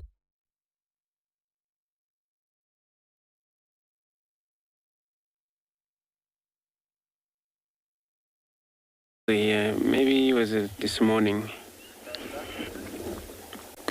Sorry about that. And we stop here just to observe. It looks like there was wild dogs in this area. We can see it's actually very harder to see. It's probably either midday, I think, on the edge, as you can see there, everyone. So these all the wild dogs. I would think maybe during the day or so, or early in the morning. And it's been a lot of a vehicle drove this road. This is the main road, the southern boundary between the little Gari and the big Gari, which is Juma. So where they're going, if they didn't cross up to the west, which is then it's going to be Aratuza, we're going to still stick with these tracks to follow. And then it's very exciting. There was not even nothing on the radio this morning about the dogs, and so we're going to try follow them. So if we get lucky, and they run always. So they're not an animal that are always static. They're always on the move. And the road here has been fixed, some parts of the damaged, where we don't see this clearly, tracks, but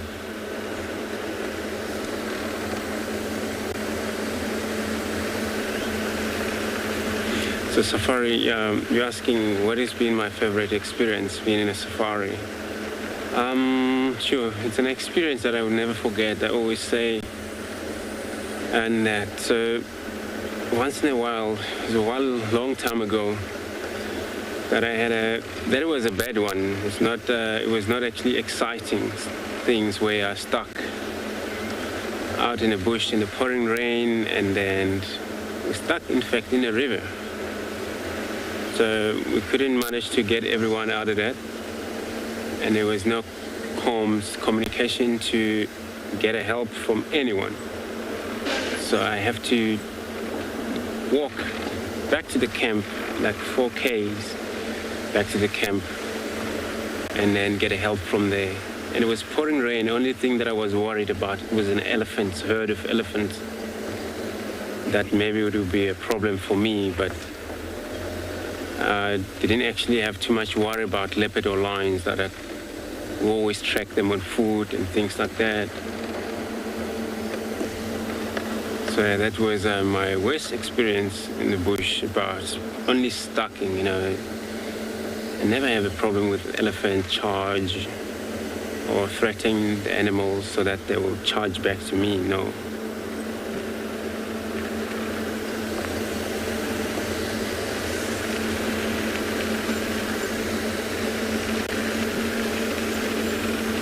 Where we have to check carefully here, because it's very dry sand, and this is actually now the west end and the east end, where there's a Rachusa property, there's a Juma in this area. So but looks like they cross to the west, but it looks like it. So what I'll do, I'll probably cross channel there to find out if there's any dog around that they know about. But in the meantime, I'm going to continue checking if there is a chance that they came back to Gari.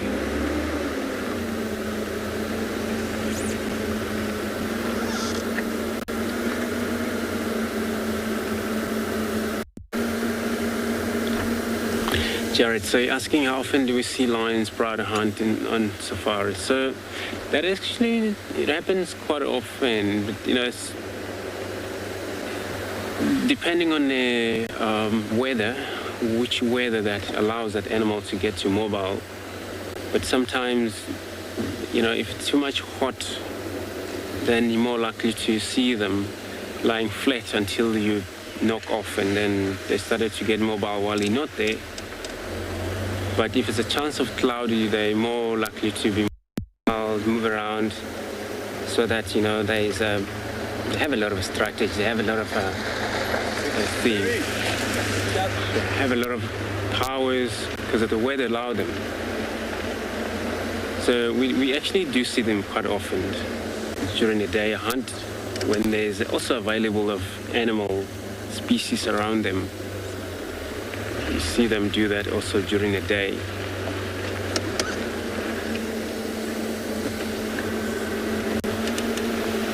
So not only at night, but also during the day when it's cooler.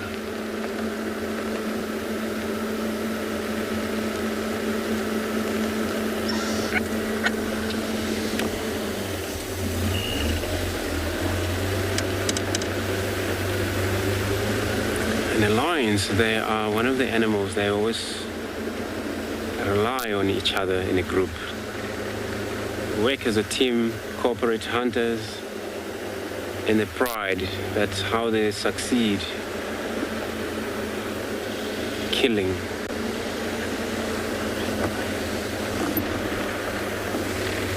So this is what happened. But otherwise, lions, lone lioness, that's going to be very difficult, and then it's never an easy thing for them as they always separate from one another. It's very difficult for lone lioness to hunt on her own or by himself when he is ever lost the pride. And those lions that they're sometimes separated from the pride, they're more likely to be even active any time of the day because they're not sure when they're going to get their meal.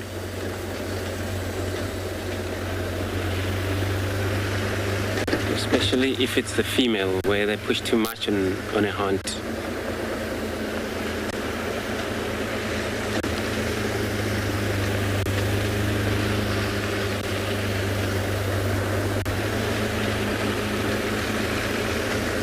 So these dogs, I'm not sure which packs this could be.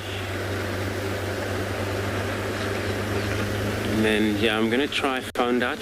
In the meantime, I'll be sending you across to Lauren with her update.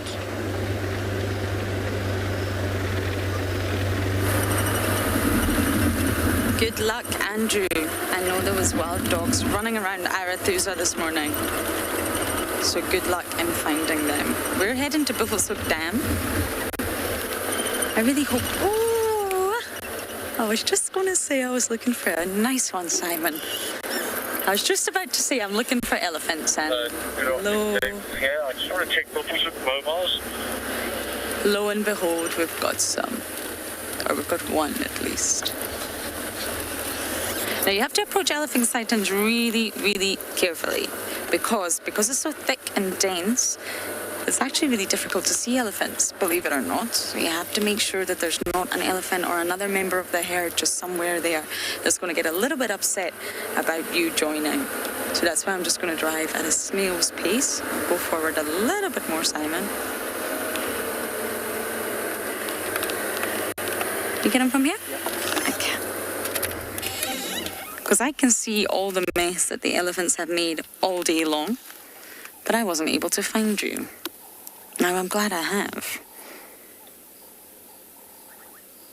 You're not wet, so I don't think you've been at the dam, but there's lots of streaming from the temporal gland. You see that?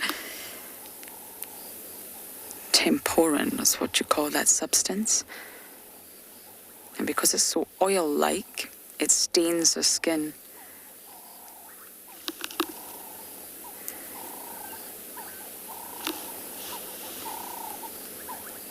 Smelling. Are you smelling us?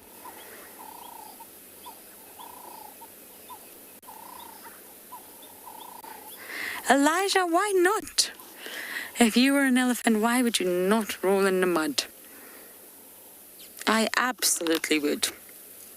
You've got incredibly dry skin. It's hot. You haven't got fingers to scratch. You've only got trees to rub against. Can you imagine rolling in the mud? How good that would feel. It would dislodge any parasites and ticks. Elephants do get ticks. And I know this sounds a little bit bizarre, but sometimes you will see an elephant rubbing its genitals on a termite mound. It stands above it and rubs, and it's probably getting rid of a few itchy, scratchy bits, but it also helps pull out the ticks because the soft tissue of the ears and the genitalia, it's exactly where ticks lodge onto. They can't pluck them out, they don't have fingers. So rolling in the mud when it's dry feels great on the skin. But rolling in wet mud, whew, that's a whole other story. That must just feel great. So hot out here, they can't sweat. Their wrinkly skin will hold the mud. It'll help cool them down. It'll just feel great. That's exactly why they do it. You know what it's like when we get dry skin. If we've maybe been in the sun too long and we start to peel and our skin goes all flaky and it gets itchy, it's a horrible feeling. And, well, we don't really roll in the mud, but we do moisturize. We do try to nourish and hydrate the skin, and that's what they do. Some of the summer days out here are unforgiving. What are you doing, Mama?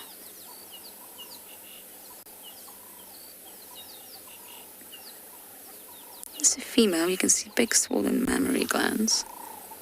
I wonder if she's pregnant. She is positioned at a very strange angle.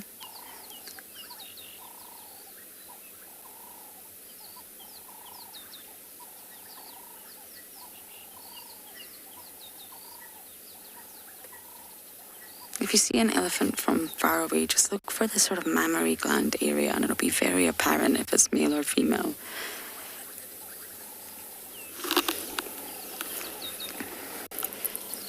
I do wonder if she's pregnant. If she does turn around to the side, we might get a view.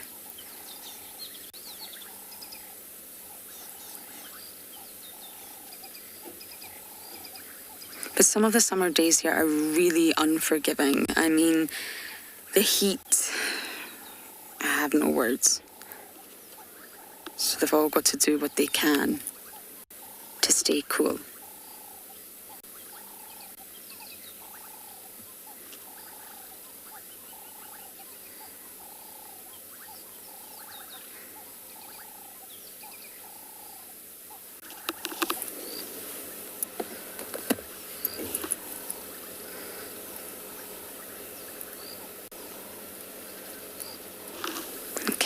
Towards us. I think we're just going to move out of her way, Simon. I see you, don't worry. We're going to get out of your way.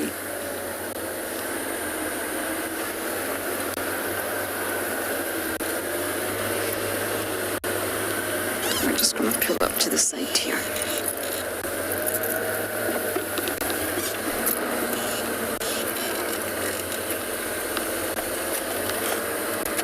Okay, we're going to try and stay with this female just a little bit longer and see what she gets up to.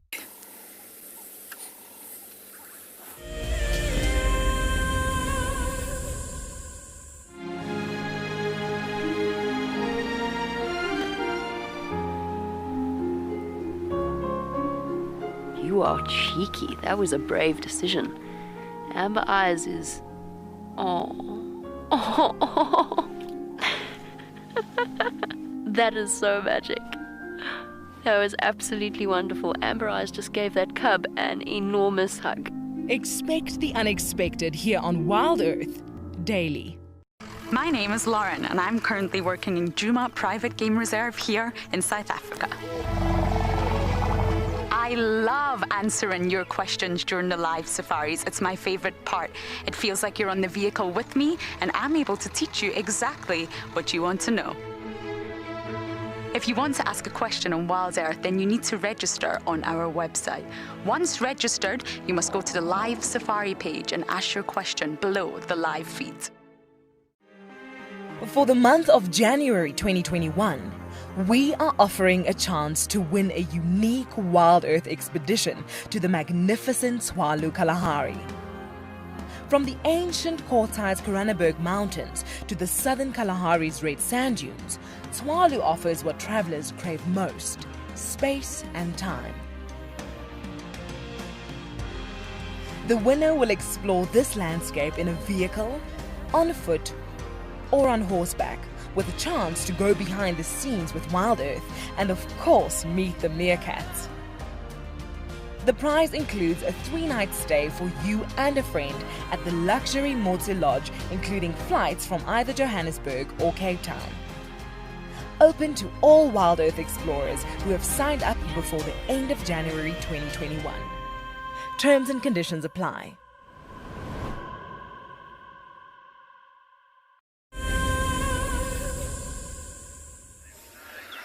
Welcome back, everybody, to And Beyond Pinda, where all you couch twitchers at home, we've managed to find a crowned hornbill perched at the top of that fig tree that you see in picture. It's got that incredibly red bill with somewhat of a casque on it. Quite a dark head and chest, and then a little bit of white below. And quite a special bird for us here on Pinda. And to finally get one in picture is a special treat. I'm not sure if all of you have ticked that off your list, but a really nice bird for us to find out here and show you. I think now that I've said that, it's flown away. But earlier on we were talking about the bee eaters as well. So on that fig tree, I wouldn't be surprised if there are a couple of fruits that crown hornbill was busy feeding on. A little bit further to the right-hand side, I can't see that hornbill anymore. It looks like it's disappeared. I'm hoping that we can show you there's quite a big flock of European bee eaters perched now. They were all busy diving into the watering hole behind us. And if we zoom in on they are quite tricky to see because they blend in so well, but on the right hand side there are at least about 15 of them there perched, and that family of birds has the most beautiful colors on them. That very yellow face, lightish blue rufusy chests, and those yellowy red wings. So just on that fig tree on the top on the right, Owen, if you zoom in there, I'd say a quarter of the way down, the very far one, so past the dead tree, past here, the one with all the greenery, I'd say about a quarter of the way down, you should be able to see. Yeah, one or two in the dead tree. So if you look just below that to the right, there are another couple of dead branches with even more perch there. And yeah, they've all just had a bit of a bath, diving into the water behind us, and then have gone up there to preen themselves. And that unmistakable call of theirs, I'm not sure if you heard that shriek, but that was a golden-tailed woodpecker that you heard now. There's a rattling testicular that without a doubt you'll hear for the most part in the bush. And if I keep quiet, we might just be able to hear a couple of those bee eaters, as they call, but they usually call in flight. I haven't heard any of them now that they perched. But such dense foliage here, so really, really good for birds to nest inside of there and make home. There's that abundance of, now after rain, those alates that they would then feed on. And obviously with the water there that they could then go bath themselves in when they are done. But if I ask Owen to pan on the other side, have a look at this.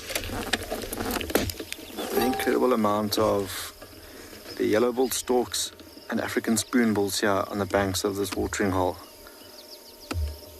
There is a massive flock of them all taking to flight. And this afternoon there must have been about 50 pelicans in here as well. And just listening to them coming into land was quite something, with all the flights that have halted over the last period due to, travel restrictions and the likes. To hear them coming in was actually quite something. And I think just looking at this little bit of cloud cover that we've got, we are probably going to be in for a treat of a sunset a little bit later on, looking back over to the west. One or two Nyala bulls also down here, busy grazing on the grass.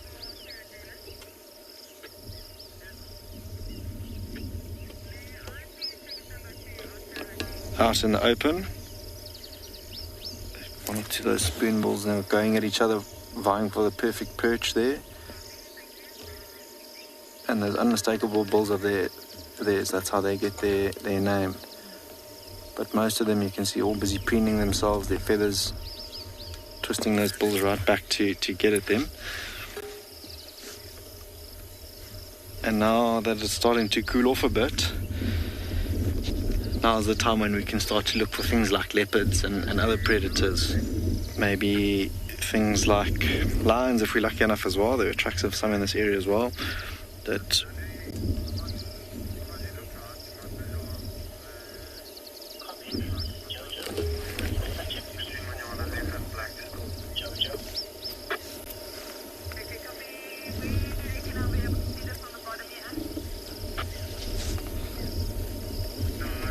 a little bit of a breeze now starting to pick up as well.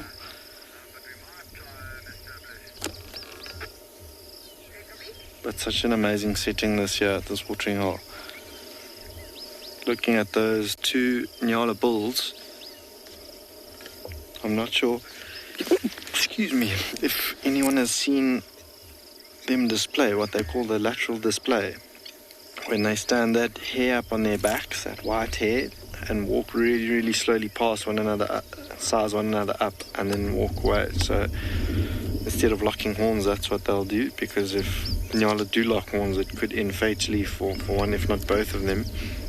But that's what they do. These two seem like they're best of buddies, grazing close to one another. And in an area like this, prime for things like leopard to be hanging around that dense vegetation that they absolutely love. Wouldn't be surprised if there are still some maybe resting, because it is still relatively hot, starting to cool off quite nicely now. So if they haven't gone for a meal for a while, now is the time when they start to move about.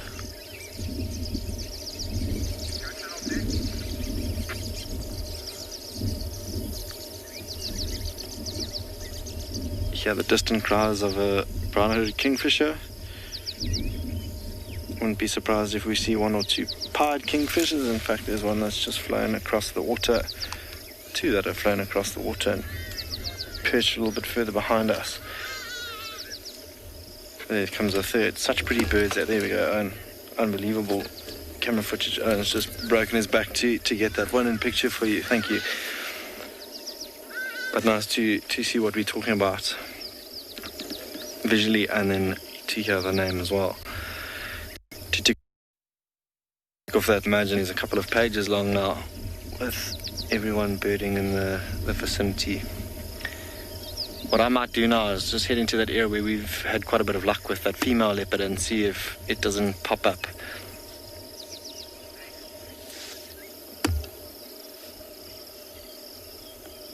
But though you're asking where all these birds hide at night, they won't specifically hide. They might just, as one or two of them are, they perch themselves in a tree to spend the evening. Or if they've got nests nearby, they'll go back to their nests, but they won't hide per se.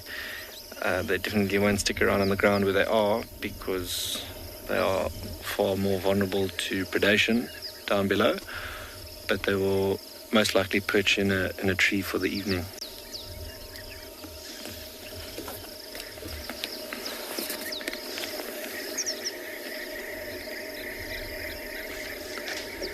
There you go. Sorry, and I'm going to ask you to bend around again now that all those European bee-eaters have taken off. You can now see them all in flight, and that unmistakable call, if I keep quiet for 2 seconds, you might be able to hear them a little bit better. But there was a hardy-dar that perched itself in the same tree, so maybe they all got a bit of a fright. But have a listen to that.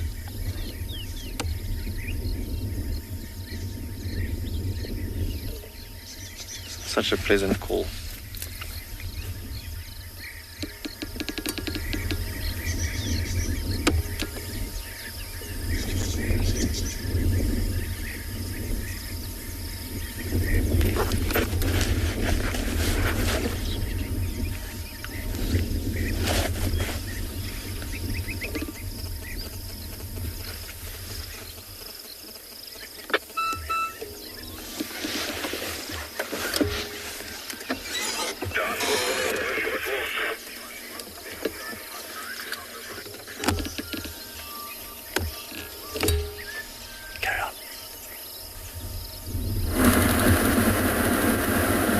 We're still on our way to Biffleswick Dam. Marcel just brought us our infrared light, which means we can now stay out till the very end of drive, where we'll be able to see animals in the dark using the infrared capabilities. We used to have to leave drive early because we don't use any artificial light, but now we have a working infrared light, and Marcel brought it directly to us, so all is good.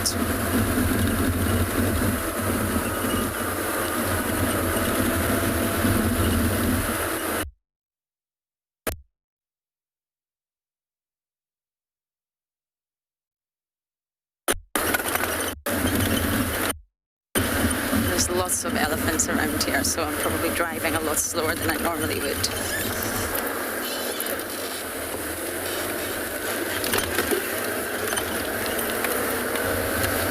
It's almost golden hour. My favorite time. It's a beautiful time for photography as well.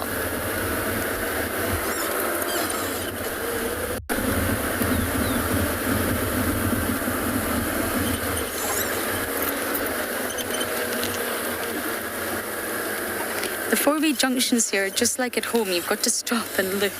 You can't just fly through them, not because there's going to be other traffic, but because there could be animals.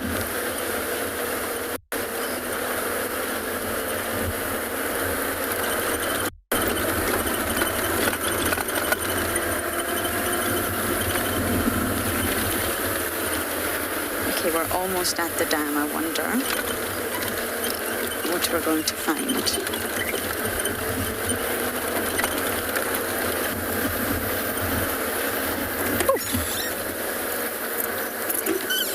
Elton, I think you just rom-commed us there. I'm not sure if that was meant for us. Up here we have 2 yellow-billed storks against a sky that does contain some clouds up there that look, could be the start of a storm coming in. The heat may break. And both of these individuals, I'm not sure if it will be apparent, but they're tinged pink. And that means that they're in their breeding plumage.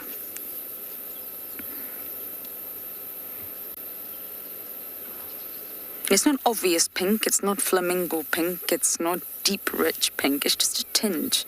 It's just off-white. And that definitely means that they're in their breeding season. And they are monogamous, of course, or they say they are. So this is most likely the male and female, but the sexes are so alike that it's very difficult to tell.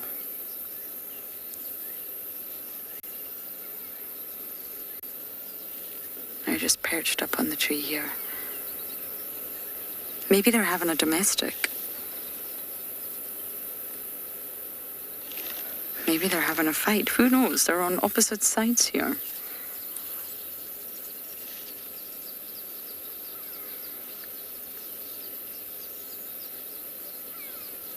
I love that contrast of the 2 primary colours, red and yellow.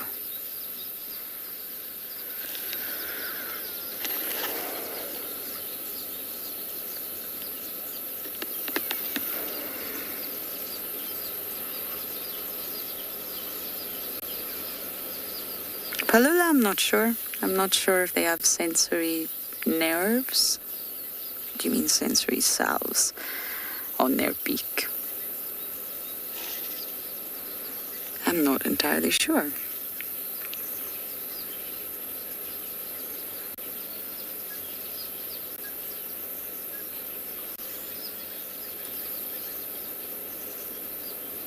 Look at that. Stunning views.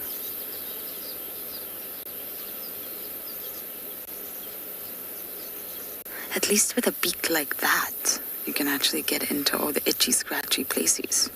It's long enough to do so.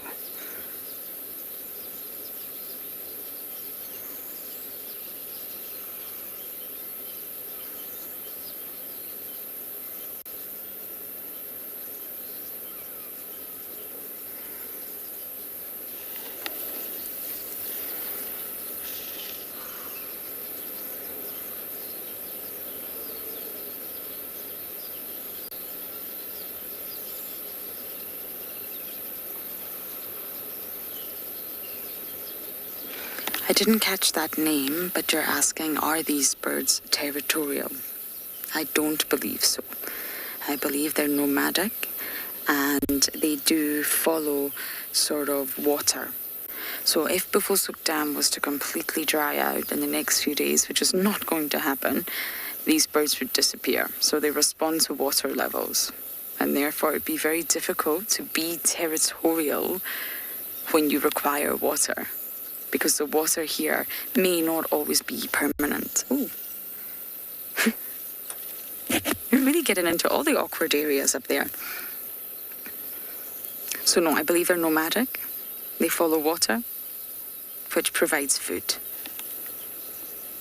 Now, of course, this summer has been very giving, as has last summer, and therefore there's lots of water around. but the summer before that it wasn't the case, and it led to a very harsh winter.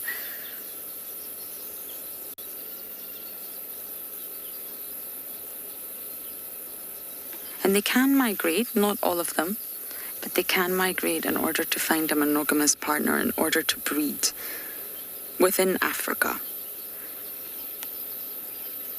So normally you find species that do migrate, that do move, they're not territorial. But some birds, you will find that they actually have temporary territories. So when they migrate and they reach their new home, they can set up little territories there. Or they return to the same one. But these birds, I believe, are nomadic.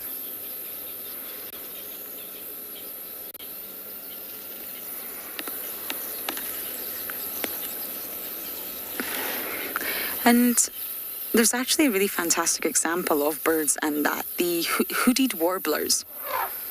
Yeah. And it's a hippo. Hello, hippo. They're tiny little birds, very, very small birds with superb navigational skills. And they make an annual migration from eastern US to Central America. And they return to the exact same little patch of forest every single year. It's a very, very small patch. And it's the one that they occupied the previous year, and the year prior to that, and the year prior to that. So they established their own little residencies. So although they're migrants, they will return and take ownership of the same territory, of that same little turf every single year. And when they arrive, they sort of establish their territory through song and active border patrol. And I will come back to that topic in just a little bit later. For now, guys.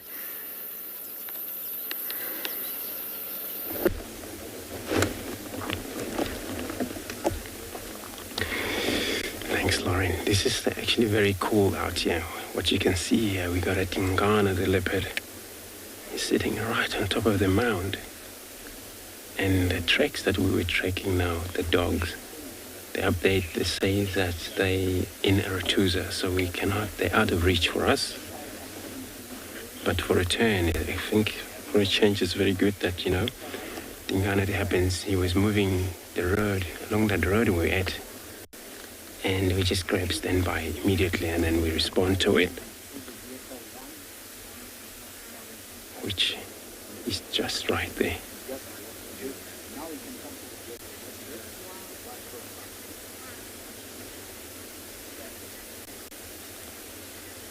So you may hear a lot of talking in the background.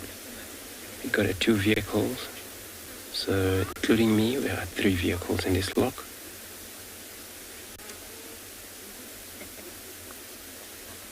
So we're in Simbambile, the property where he's at right now, the Tingana.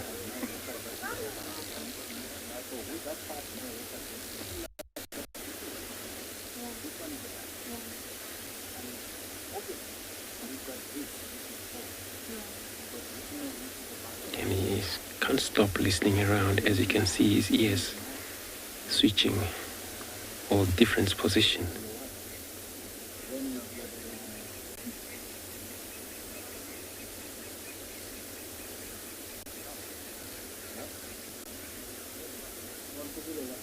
And the last time when I last saw him, that afternoon, and then we thought that maybe he crossed into the north. But it's such amazing that he make his way back to the west again.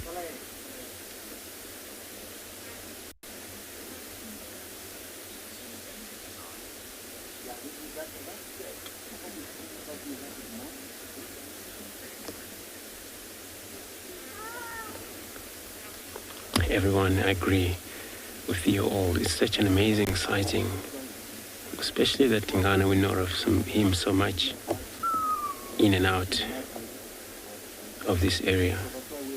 Where he's at right now, it's also another male that's dominating around here, we know, and that's Hukumuri. And for the past few weeks that we've seen him pushing one another, or Hukumuri actually was pushing these male Tingana back to Juma, and then again he hasn't given up. He's back into this area. Probably this is going to keep going for a while. And he's so strong looking, beautiful animal right now.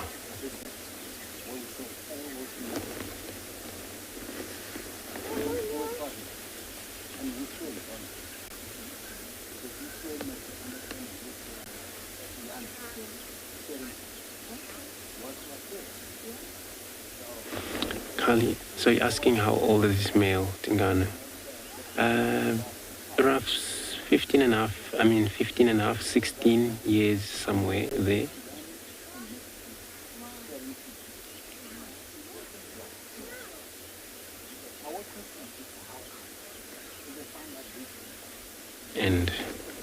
But he still looks strong though.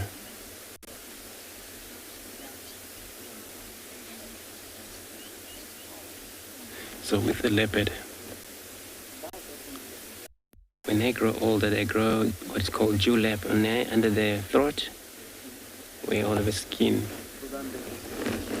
will hang.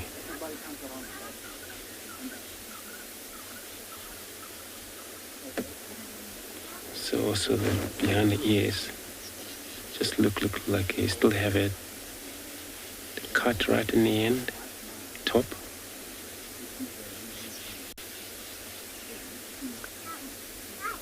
And a lot of flies, that's why these ears are all twitching.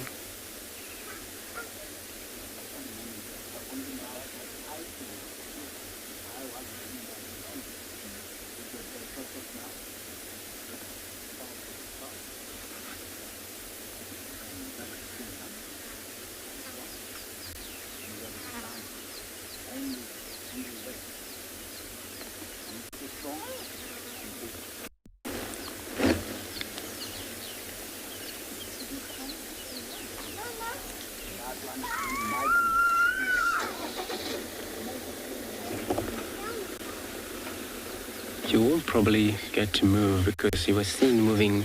That's why he got into this position. And the last time I think he was seen near the dam, the guy says so. And then this is all about him moving now directly east, where the boundary probably a cage down in the east.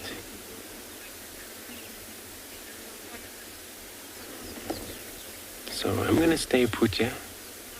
If no one interested, then I'm gonna stay here for the next. Have a look at him. I'm gonna be sending you over across to Taylor.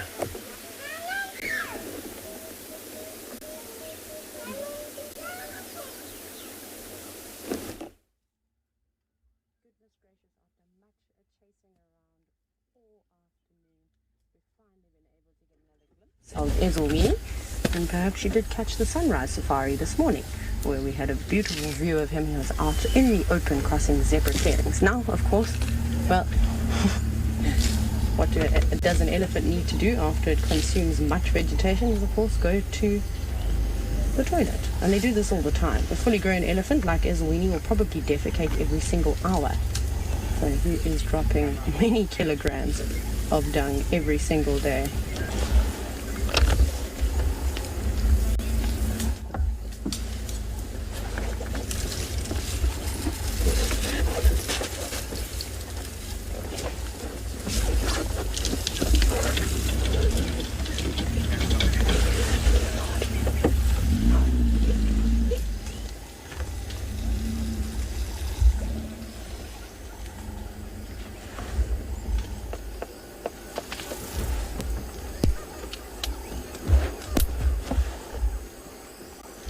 Sorry, I seem to have had some...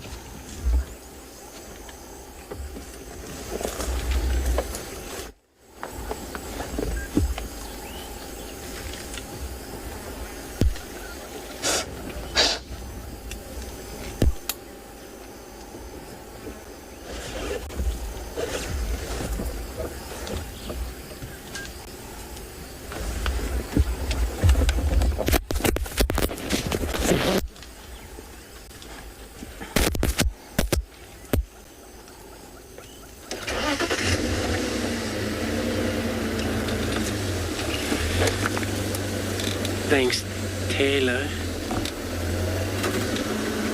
So now, okay, cool. We finally got here's a little bit of his face now.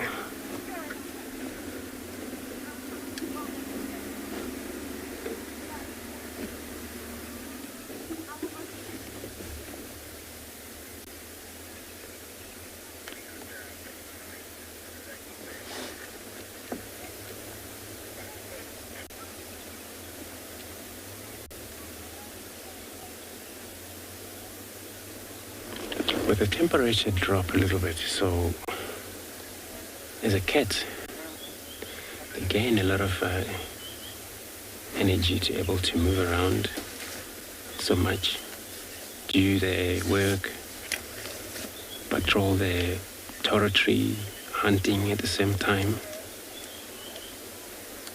So he's probably on one of those, hunting or scent marking the territory boundary.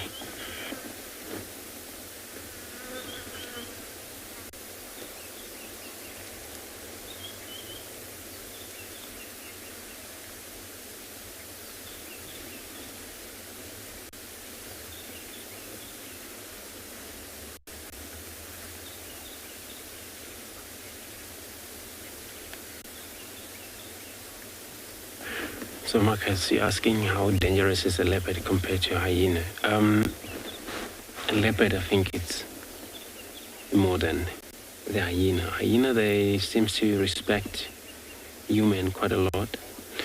The problem if you ever sleep outside and of the building and things like that, and of course they have a very strong jaw. They will suffocate you to death. And a leopard, in general, they are dangerous. That's why they're one of the big five, especially when they have cubs or when they're injured. And that becomes so much dangerous for anyone walk around them. But when they're normal, it's fine. We track them on foot, find them, go get a car, go back to the last place where you saw that cat, and it's still stationary.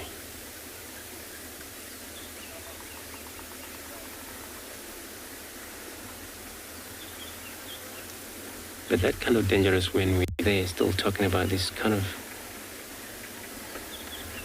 thing, you know, it depends what kind of situation that animal is at. If it's ever cornered, it's gonna need its axis to get out, and you're in an entrance somehow. And that can be very much dangerous to you, or that could be done by even the animal that we thought they're not dangerous.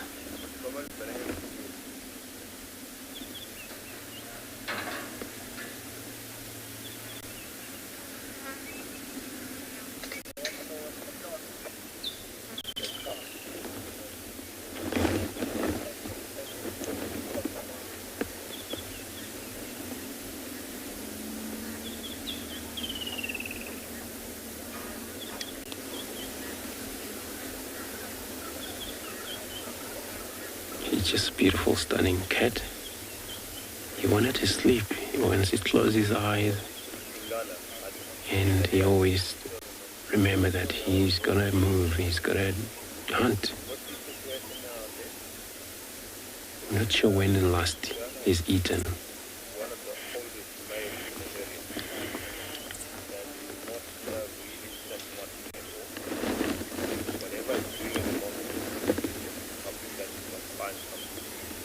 Such a beautiful whiskers there.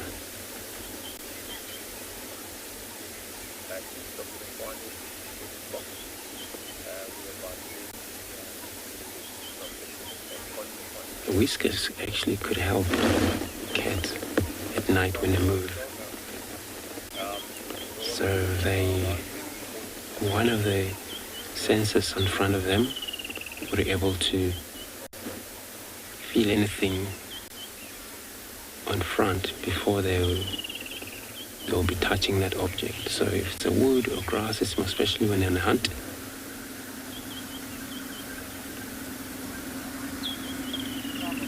wherever the whiskers fit, then the whole body of the animal will fit.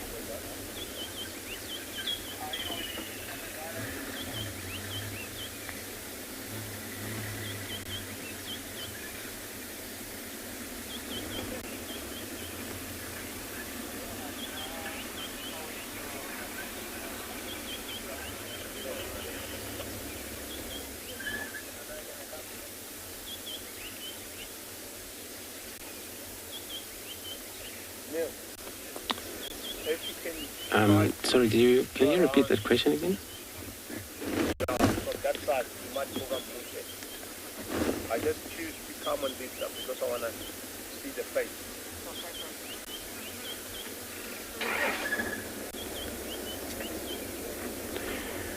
So we really want to know if this cat physically can get anything like fevers, and generally cats or lions it's quite harder to tell. If they could sometimes, but you won't tell. The only thing usually to tell when he's sick or anything that takes place is it's when that animal is losing condition or mange involved in their skin, and you always see the coat, all these spot patterns disappear because the patterns also, the whole fur has been involved in the situation where there's the mange just has an itchiness. It's one of the parasites that usually infect a lot of animals, lions, or most of the other animals as well as those impalas and things like that.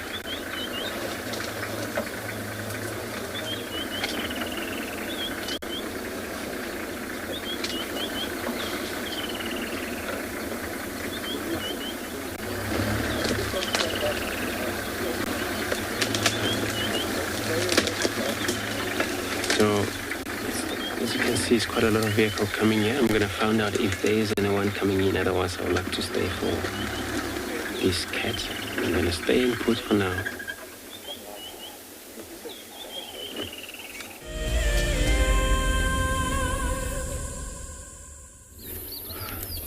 Welcome everybody to Unbound Pinder. We mentioned leopard getting active now at this time of day. Have a look at who we found on some very flimsy branches. That female leopard that we spent quite a bit of time with. As a couple of viewers might know her as the Ntabakosi female, but up at the top of that tree there, still fast asleep. But she was found in the open areas behind us and has made her way up to the top of that perch. Almost looks like somewhat of a nest.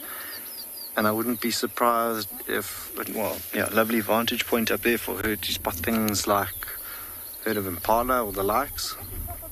But there where she is, literally fast asleep. We had a bit of a reshuffle now and everything seemed to move that beneath her. So not the most sturdy of trees, but comfy enough for her to catch up on some sleep. For now, before darkness falls and she'll start to get a little bit more active during the night, and then potentially look for a meal. But a little bit further away from the spots that we've usually been finding her. Maybe just had to venture off a little bit further to find food. But she is now coming of the age where she will be able to have a litter of her own.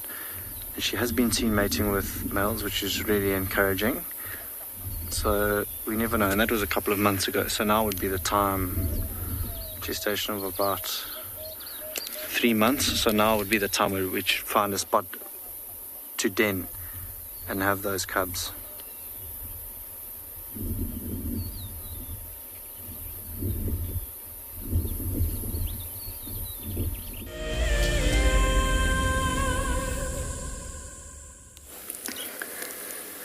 Right under the nose of the jam cam, we have the Talamati Pride in the heart of Djuma. In the core area of Djuma, Gowrie Dam, lies the Talamatis. My goodness, you guys. I think Andrew spent all morning looking for you. They must have been in the drainage. And obviously we can't off-road on Juma at the moment, so it's a little bit tricky. And they've obviously came out of the drainage now that it's started to cool down, and they're right underneath. Well, sort of. Very close to the jam cam now, which is Gowrie Dam. We had them last night at Jacana Dam. Now, if you don't know the area, that's absolutely fine. But if you do, it's quite a distance. They obviously headed straight south after we left them last night.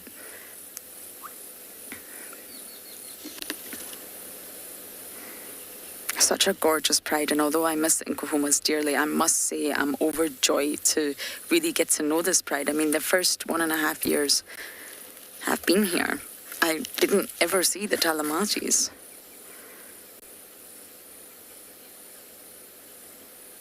Now, they're not on a kill, or a large one at least. I imagine they would have had some food. I'm just looking at this one that's sitting up, Simon. I'm just wondering what she's looking at. Oh, nothing. I think we were just repositioning. But yes, we never saw them. They always stayed up in Bufalsuk and the Manguleti side, but now they've started to push a lot further down south, and it's just wonderful to get to know them, to start to recognise them. They're a very tight-knit, close pride.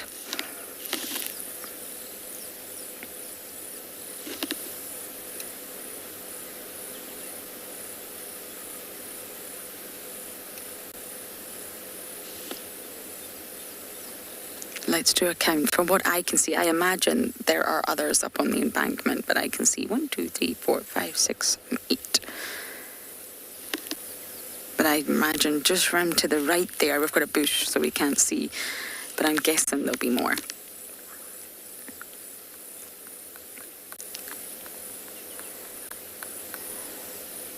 I'm so happy Andrew got Tingana for you all. I knew he was going to pop back at some point. Hopefully he'll cross east and be back on Juma for tomorrow. Don't make a kill on Simpampili Tingana.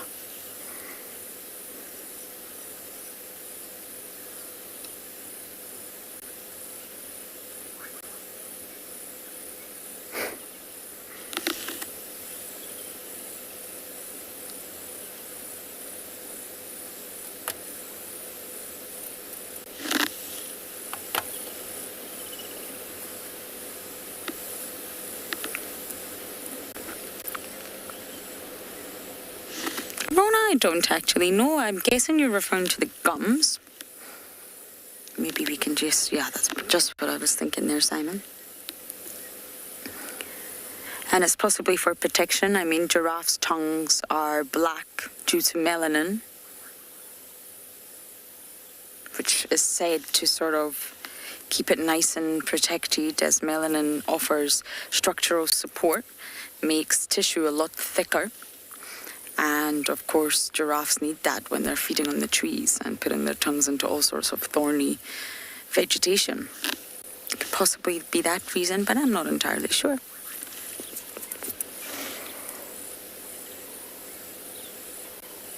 Of course, lions are not putting their heads into thorny vegetation, but what I mean is that they are, of course, crunching down on carcasses. There can be lots of sharp edges to bone. Bone can be very sharp, and therefore it possibly just gives the skin, the soft tissue of the gums, a little bit more reinforcement.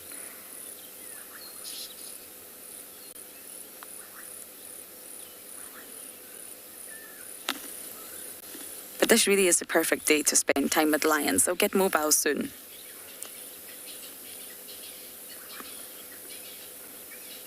Mova, good question, but you've got it muddled up. So, no male belongs to the pride. The pride belongs to the males, really, if you think about it like that. So the Avoca coalition is 3, and they don't split. So it's Dark Mane, Blondie, and Mohawk. They split physically, yes, but it's still the coalition. So the coalition establishes a really large territory, and within that territory will reside different lion prides. And we know that they're dominant over the Talamatis and the Incahumas. And I'm not too sure about the Torchwood Pride, actually. They're a bit of a mystery right now. But the Pride falls under the dominant coalition. So the Talamatis spend most of their time with Darkmane, but that doesn't mean they won't spend time with Mohawk and Blondie. They absolutely will. It's the entire coalition as a unit, as a band, as a group, all three of them that are the dominant males over this Pride. So although Darkmane is with them 24/7 and it appears that Blondie and Mohawk are with the Incahumas, they will all mix. You will find that they will spend time with the Talamatis too. They mated with them all. That was a big yawn. My goodness, they're all going to start yawning. So yes, great question, but it's the sort of Pride that falls under the dominant coalition, the Avokas, and all three of them. But I'm not sure if Darkmane's here. He very, very well could be. We just can't see him. So I'm going to sit here with my Talamati Pride, and we're going to send you across to Pinda with their spotted cat.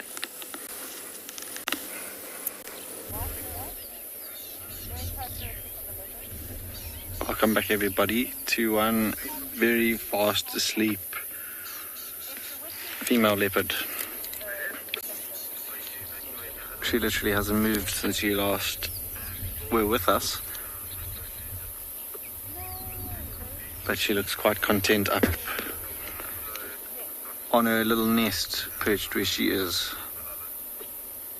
So well camouflaged, even for something that's, you know, completely different color and contrast to the greenery that she's in. Blends in super well. Those legs, or the white of her legs, blend into the branches,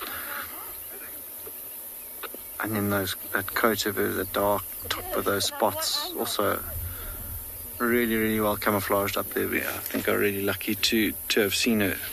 She was spotted out in the open initially and then walked up there. Maybe she saw something down below of interest that she attempted to hunt. If she was unsuccessful, then straight back up to a cool spot like that, just to enjoy the evening as that sun dips down below the horizon back to our west, just off to the right hand side where she is now. But I can only imagine just catching up on some sleep that she might have missed out on, maybe on an opportunity that she had. But she won't be there all night. I'm sure she'll eventually get up, jump down, and then carry on hunting if that was an unsuccessful attempt earlier on when she was in the open. You can see those ears also just tuned in. Might just be able to see the white tips behind the ears slightly, but obscured because she's facing us and the ears are away from us. But her eyes now also eyes wide shut.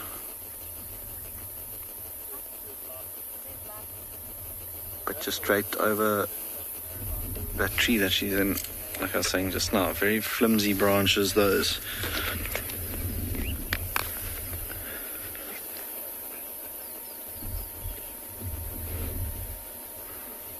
So I just caught the back end of that question from Sean. If FC you wouldn't mind repeating that for me, please.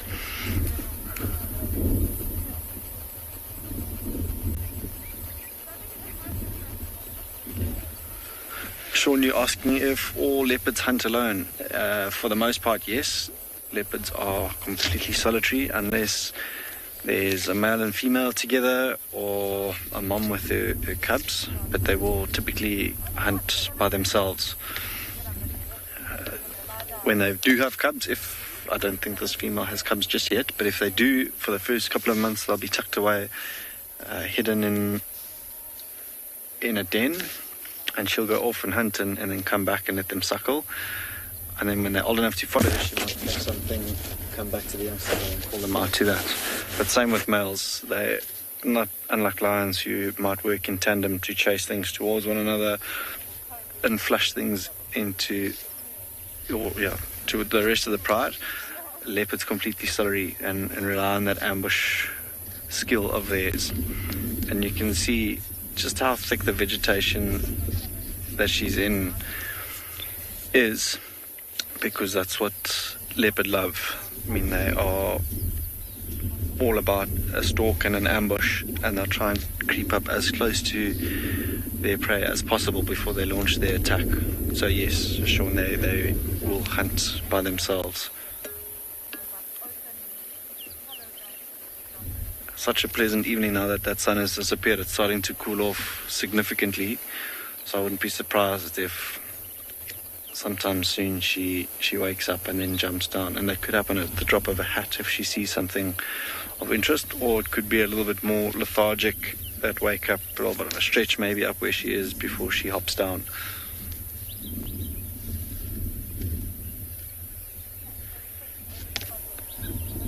And super relaxed. I don't think this leopard even acknowledged us as we drove in here earlier on.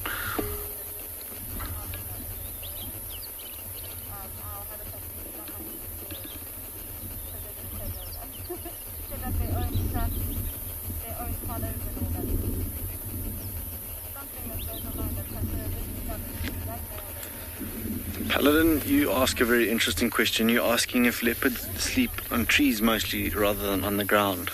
Here on Phinda, we don't have the biggest population of hyena, who in places like Djuma or Ngala, with some of the other guides, they've got those really big populations of hyena, and hyena that will actually follow leopard because they know inevitably they will catch something and there's a meal on its way.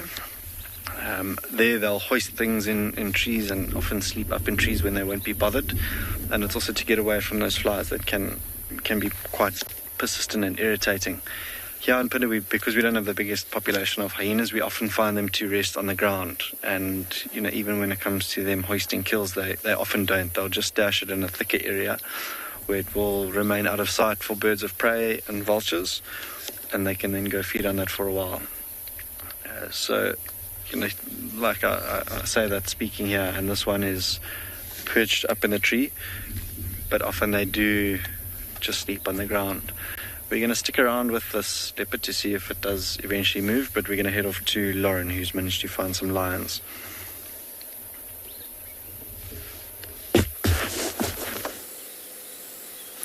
Someone who's not fallen asleep is this lioness.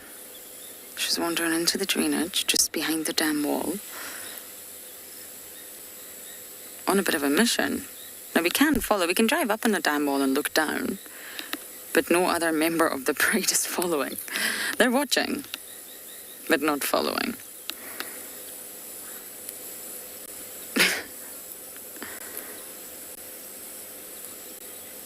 I think we'll stay with these members and see if they decide to follow. It's just so lovely to have them here.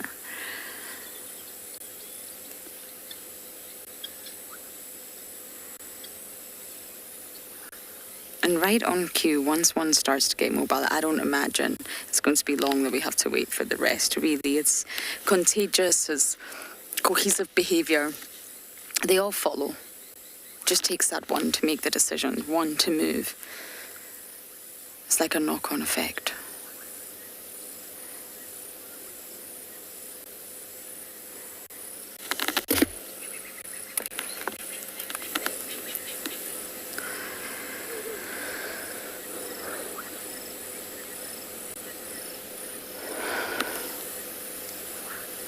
Mana, you love the markings above their eyes, aren't they stunning? They're almost like little semicolon or commas. Unique little eyebrows are stunning. Gives them quite the expression, doesn't it? Lions are gorgeous. Really beautiful animals.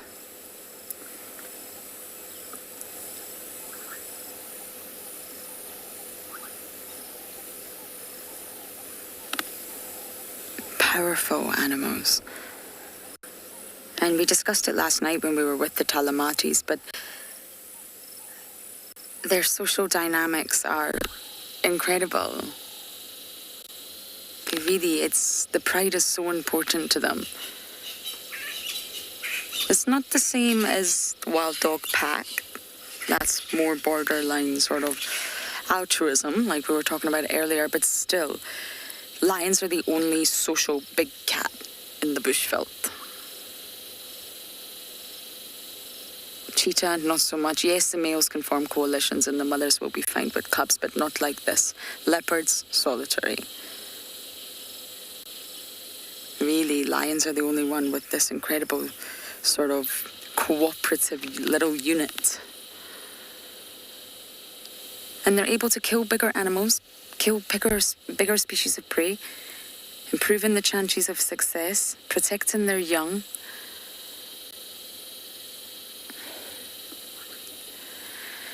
Monique, normally when it comes to naming animals out here, it's a stakeholders' decision. So it's a collective effort from various different stakeholders in the area. And it's normally from the property that they were found on. So with the Pride of Lions, I mean, they would have had their name a very, very long time ago. And obviously the pride continues with successive generations. But with leopards, for example, like Tandy's son, he will normally get named. I know they're discussing it now. Around the year mark is generally sort of the age that you would name a leopard cub. And he was born on Juma. So Juma guides and the people from Juma will have a say in that. And of course the other surrounding properties like Torchwood and Buffelshoek. And they'll discuss different names and the meaning behind different names. And they'll come to an agreement. Sometimes it's the guide that finds the cub. Like Cara, Ryan, a guide named Ryan, named Cara. He found her, Shadula's daughter, so he got the opportunity to name her and he chose Cara. So it really, really depends, but it's normally a sort of collective effort and local names, Shangaan names that do have meaning for the personality or after the area that they were born, like the tortoise pan male or... Trying to think of another example. I can't off the top of my head, but it's something that everyone can agree on. I'm not entirely sure people are going to like it if we call the sub-adult John. I don't think he would like to be called John. But luckily we've got the infrared. Marcel came to the rescue, so it means we can spend the rest of the drive with the Talamati Pride.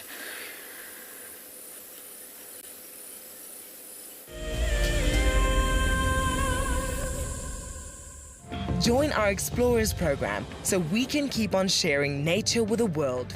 For a monthly subscription, you will have the opportunity to win fantastic Wild Earth expeditions, have access to an animal identification app, receive weekly highlights from our shows, and much more. All the money will go to keeping these live safaris on air, which in turn connects a global population with nature. My name is James Hendry, and I work here at Juma Private Game Reserve in the Sabi Sands on the western fringes of the Greater Kruger National Park.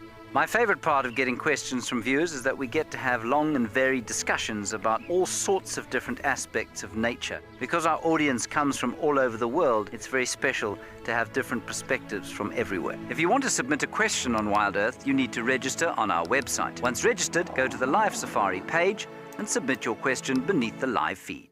Welcome to my car. This is Wendy, and she's my favorite. She would love to have your name engraved on her so you can be with her every single time she goes on a safari here in Juma.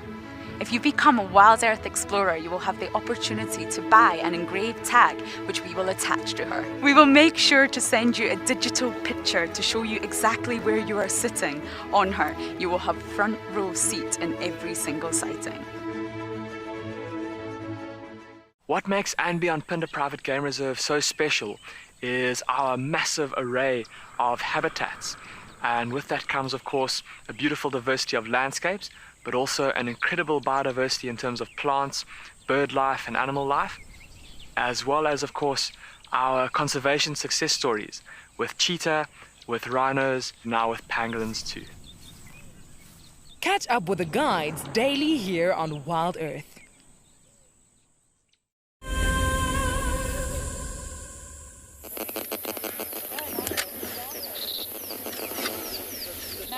Welcome back everybody to Anbion Pinder. where the leopard now, I'm sure most of you can actually relate to this, where you start nodding off and you almost give yourself a fright to wake up again. That's exactly what this leopard did. Her head rolled off where it was on that comfy perch and almost looked like her neck was about to give way. And she jolted back to life, had a bit of a reshuffle, and has now found another comfy spot up at the top of that tree there. Every time you think they're going to move, they just reposition themselves into a more comfy spot. And it's quite a bit darker now that that sun has disappeared. We've got that last little bit of light still lingering about. And it is significantly cooler as well compared to when we first left earlier on this afternoon. And I'd be very interested to see if this leopard does move in the time that we sit here with her.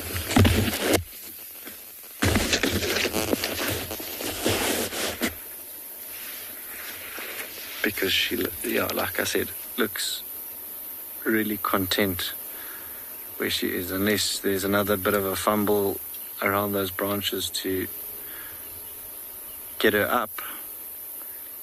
I don't think she's going to go anywhere for now. But we're actually super lucky where she is, because if she were to be lying on the ground there, I don't think we'd be able to get a view of her. Moment you're asking her if leopards growl. Absolutely yes. Their typical call, or what you might hear from them, is called a rasp, almost like a sawing sound, which they do to let everyone know that this is their territory and they are here, or to attract a mate. But they'll also hiss. If there's something maybe like a hyena, they'll hiss. And I have also been around a leopard that was not so comfortable around the car, and it charged the vehicle, slapping the ground with its paws, and came relatively close. And it was maybe not so much a growl, but a very deep guttural sound that came from that particular leopard, and quite a humbling experience, because I'm not sure if you've noticed with us, but we don't have doors on our vehicles, and it just happened to be on my side of the car, which was rather terrifying. But luckily it stopped, and then eventually just left us in peace. And maybe one not as comfortable with the vehicles around it as this one is. Maybe it had youngsters that we were unaware of at the time and just reacting to that. But they do most certainly produce a growl, or the equivalent of a growl.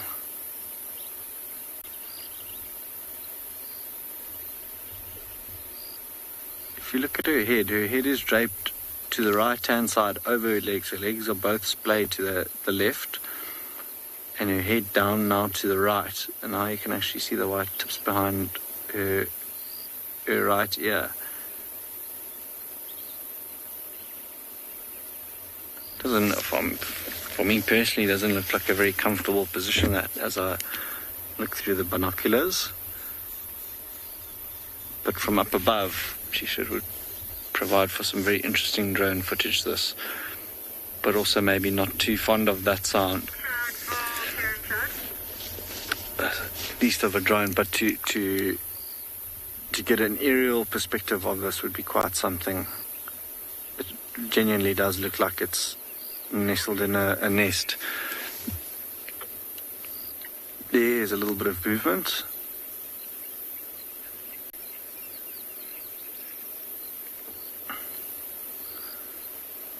Do you ask if leopards ever fall from trees and hurt themselves? They are extremely agile and nimble cats. There are a couple of videos that have done the rounds on the internet of them chasing monkeys up trees and down trees and leaping to catch them and then falling to the ground.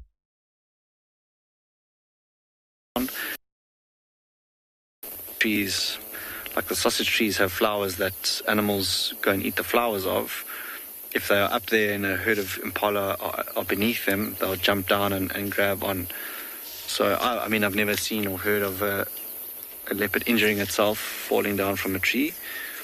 Maybe if it lands on something uncomfortable like a rock or a thorn that gets in its paw.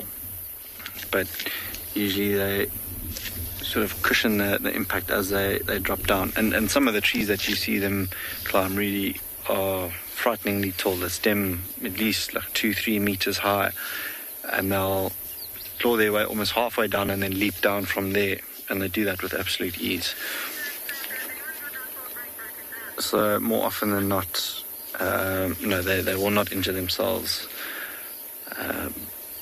if they do, but they, for the most part, have full control of where they are. Even her nestled up in that tree where she is, very flimsy looking branches, and every time she moves, the branches do too. And yeah, no sort of real signs of panic from her at all, really.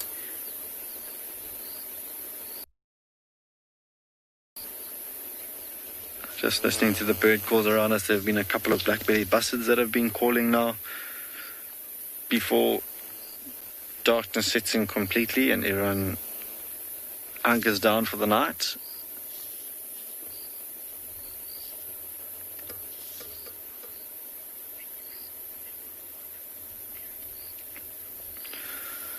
I'd be interested to see if this leopard does eventually climb down. I'm going to stick around here and see if she does, but we're going to head off to Ngala, who have managed to find a bird of prey.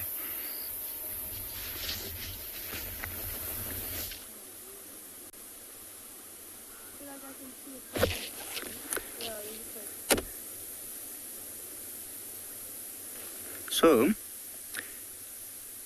this is a scene that we've been seeing quite a bit today, where we've been finding large birds of prey like this on the ground, feeding off the termites, which you can see just up ahead of that eagle. There's some termites or alates flying out of a little hole in the ground. You can see the bird's crop is quite full. And that's because it's been capitalizing on this as much as possible. You can see there's a lot of different areas where they're coming from. And this bird's literally got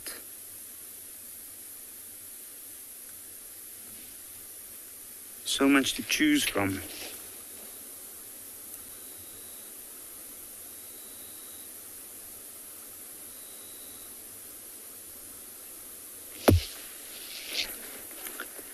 Just up above this eagle, there's also some vultures. One on the left is a juvenile, and then an adult on the right hand side, or an older juvenile. And I wonder why these vultures would be here. Maybe it is also because of the termites, or maybe it's just because this area is quite close to the riverbed.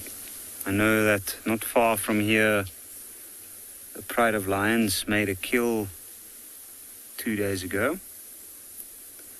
It might be that they were just basking in the late afternoon sun to burn off some parasites.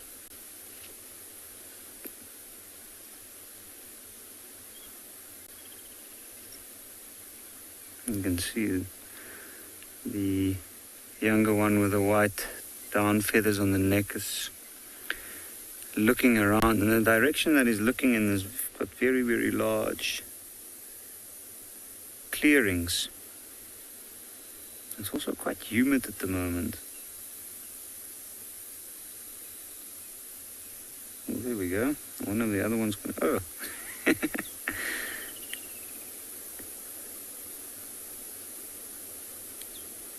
If you have a look at that, you can see it takes quite a while, and a little bit of an awkward landing, and it's interesting to see such a big bird land, even though that's quite a sturdy dead tree.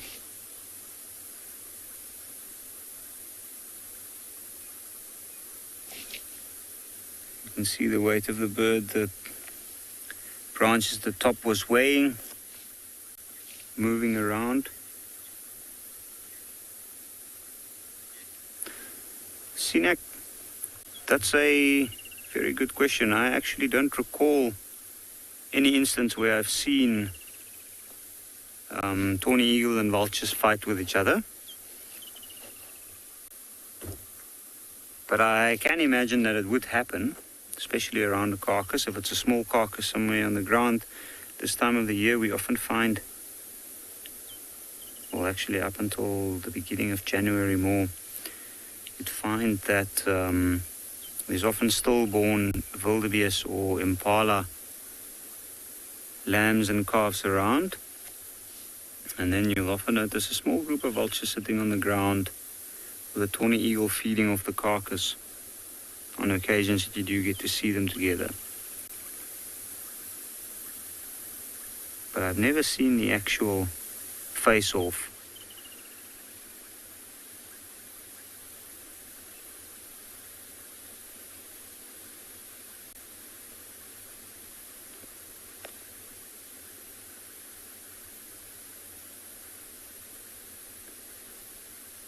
You can see eagle still busy feeding, picking off termites off the ground. It has to bend down quite low, especially with a crop that full. It's almost as if it's in the way.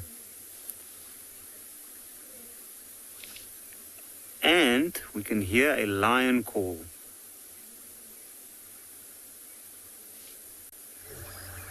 Which obviously has no effect on this bird whatsoever. But I can see some of the other general game in the area have just started making their way out.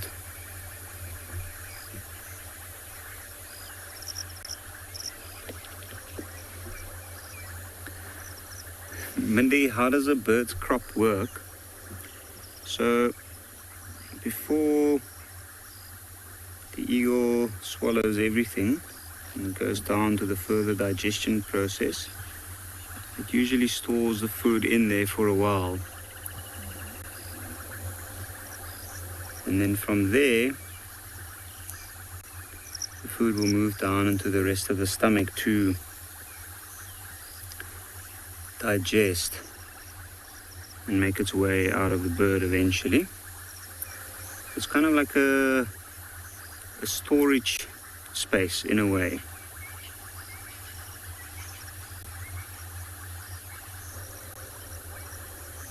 You can see it also, it needs to eat quickly.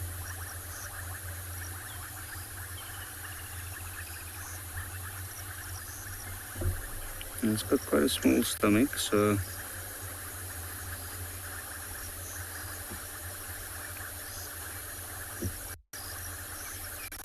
it's a lot of effort for this bird to run around like this and pick up as much as possible. The termites are really, really high in protein. And it only happens a couple of days after heavy rains that we get the flying termites come out, and that's when it's the time to use it to its full extent, to take some of the termites and eat as much as possible.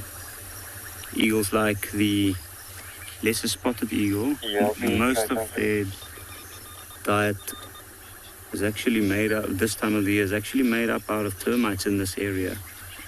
We've only seen them in the rain season in this particular area.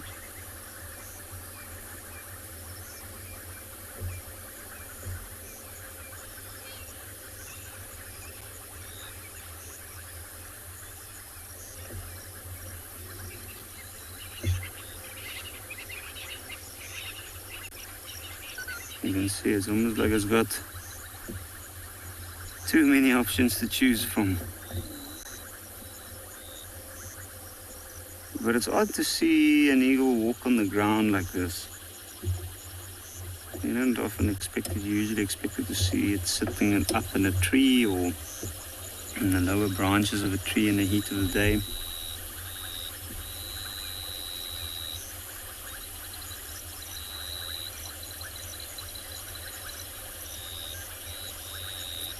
think while we leave this eagle to feed off the termites, we might go try and look for that lion. In the meantime, we'll send you over to Andrew with his elephant herd.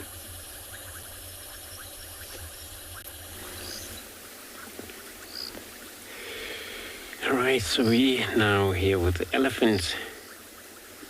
Tingana have to leave him due to the lot of vehicles coming to that area, and then he actually moved south, probably back into Aratuza, where the boundary with Simambila there.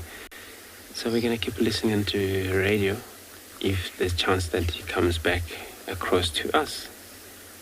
Now we've got a beautiful breeding herd of elephants to spend time with.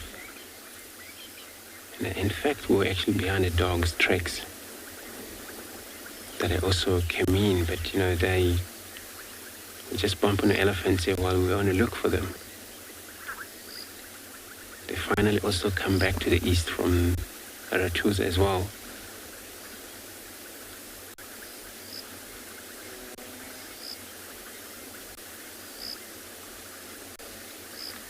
But the other guys are checking the few roads back there, the quarantine, where they're more likely to come out.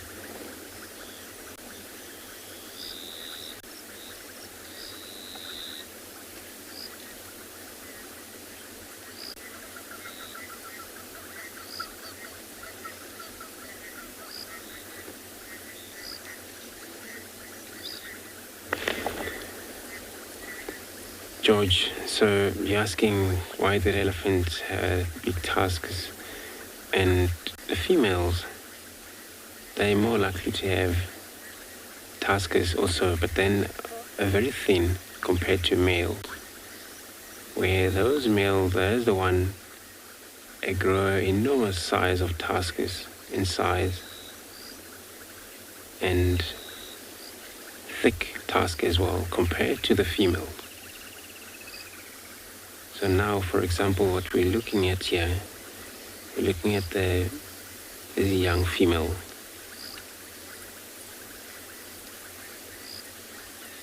So if it was a young male, the tusk would be already thick enough.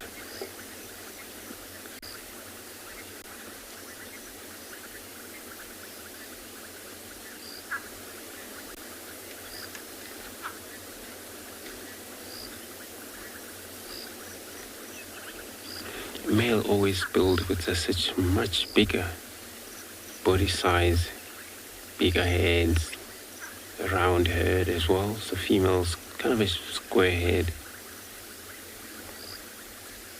small in size.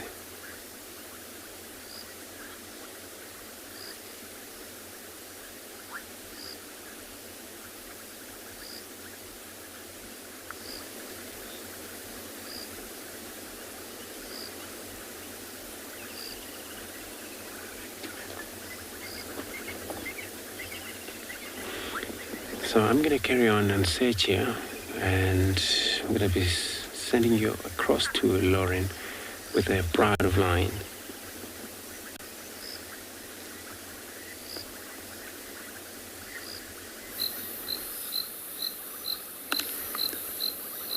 Talamatis are up, awake. We're in infrared now, thank goodness, and they're looking at impala. Impala are right behind us. I don't hear them snorting, which means they may not have seen the lions. I don't hear any sort of commotion coming from behind us, and I don't think the Talamatis that we know of hunted anything last night, which means they could be hungry.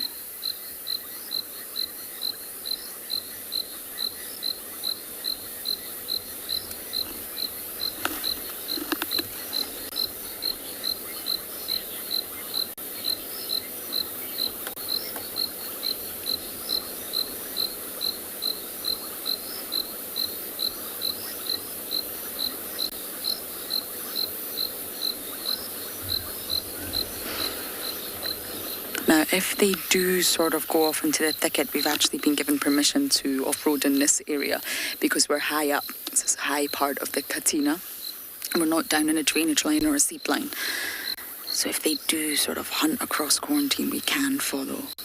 They're definitely interested. Everybody's up. They're walking with purpose.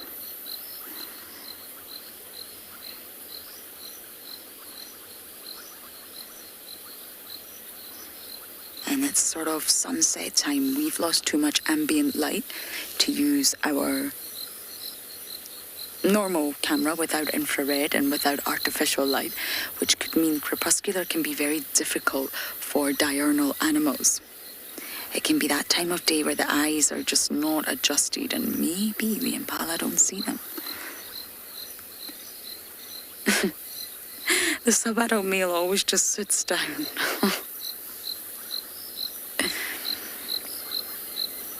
Yes, there's nothing quite like an active lion sighting. Sleepy lions are gorgeous, but you know, it makes you feel sleepy when you're watching lions sleep. I don't know what they're going to do here, but it's very tense. They're definitely interested in something, and there are impala behind us. There was zebra in quarantine this morning, and this afternoon we saw them. I don't know where they are now, though. They're going right past the Moolman's house. The Moolmans are the landowners here, and that's what that fence is in the background. Which means they're about 300 meters away from our camp. If that.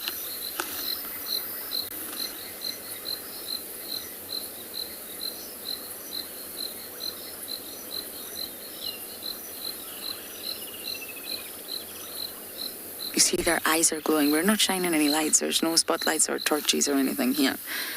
It's just glinting with the infrared.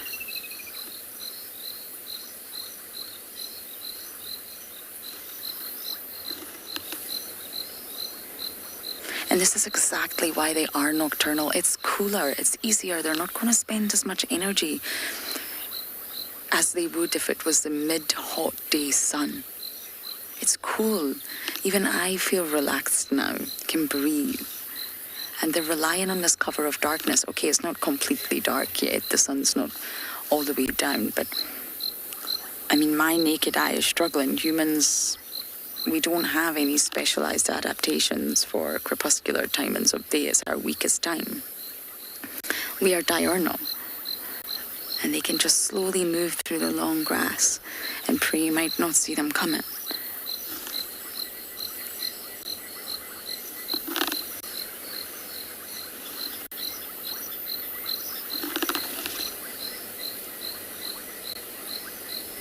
You see, they blend in. You've lost some of them already. You can just see their eye shine.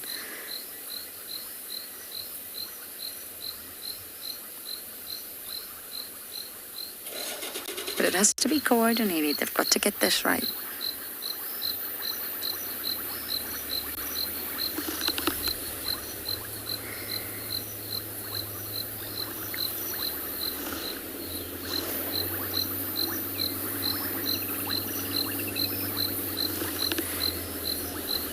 I just wonder if the zebra are still in the same position.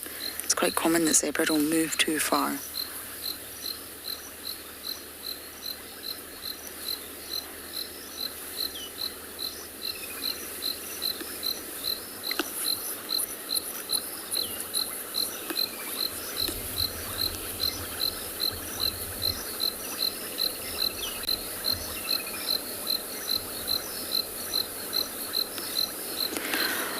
Warren, that's a tricky question because, I mean, the ratio is skewed. You've got 5 adult females and 6 sub-adult females and only 3 sub-adult males. So yes, the females do most of the hunting, but I would imagine the sub-adults are also active, the males, in the hunting as well. But of course, the 5 adult females, they are the ones with expertise. They are the ones that really... Is that one here, Simon? They're getting closer. Okay, I'm going to reposition because these two are after something. Are you ready? I just want to get round or we're going to miss completely what they're after. But yes, there's more females, so generally they do. But the sub-adults, both males and females, will be hunting at this age. They range in age between 1.5 years and 2 years. Okay, this just gives us a little bit of a better view to see what they could possibly be looking at, but I don't see anything. Simon's going to scan with the camera.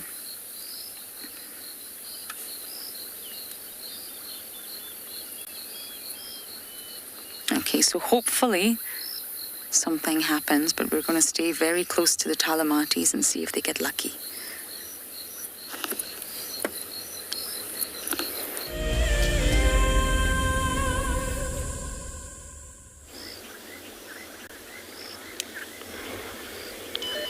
Great, so we're still here with this elephants.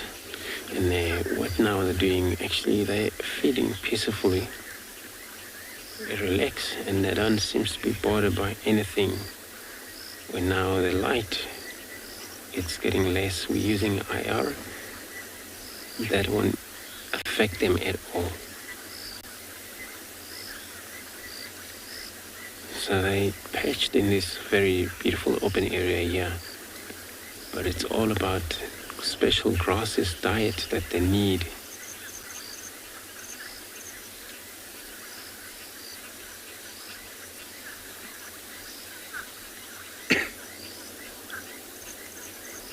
And they've probably been here for a while. There's been a lot of tracks cross over the road in and out.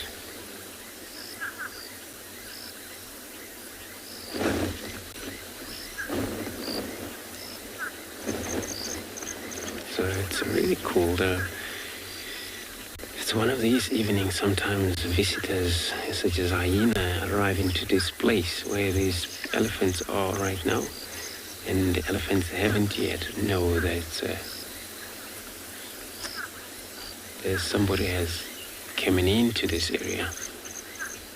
Oh, no chance for hyena to hunt an elephant. But, you know, this hyena, they're also on their own hunt. That's why they're getting close around, sniffing around, hoping to smell anything that died.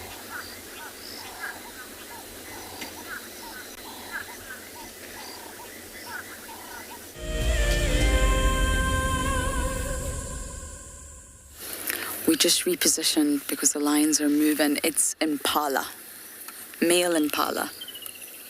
They're moving closer and closer, but they've not closed the distance yet. The distance is still far too great. They need to close it. I don't think the impala know they're there. But in order to launch an ambush attack, they've got to be closer. This is it's been a long time since I've seen a hunt on quarantine.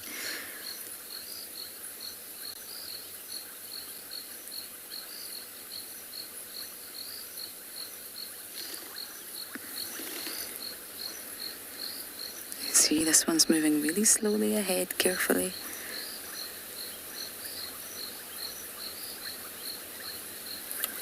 Can you still see the impala, Simon?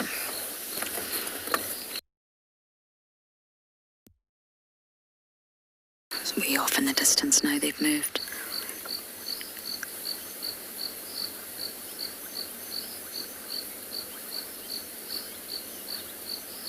It's snowing, everyone. Imagine, it's only little insects. Jacob, other lions. I don't think any predator out here. I'm talking about the Lowveld would challenge lions other than other lions. Prides will fight, coalitions will fight. The males can be very aggressive with one another, especially if there's a takeover. But no other predator would challenge lions, except other lions. The biggest threat to any species, really, is a member of your own species. The biggest threat to a male leopard really is another male leopard. The biggest threat to a female leopard is a male leopard.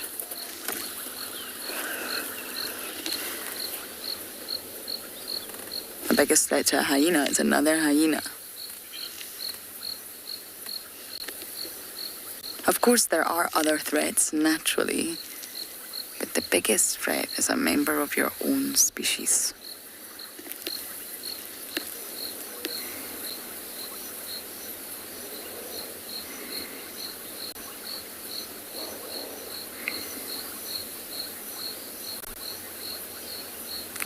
the impala have gone too far ahead, but they're slowly moving west along this fence line.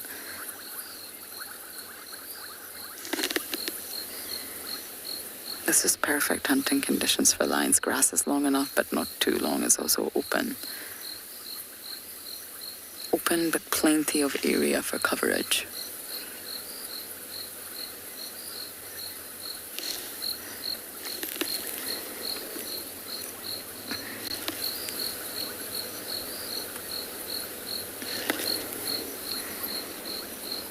They're heading straight for our camp. They're obviously not going to our camp, but they're heading in that direction.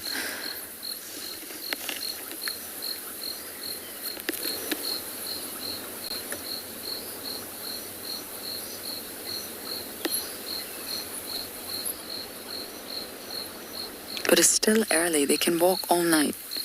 So it may be a case of they just keep walking until they find what they want. Quickly over to Pinda.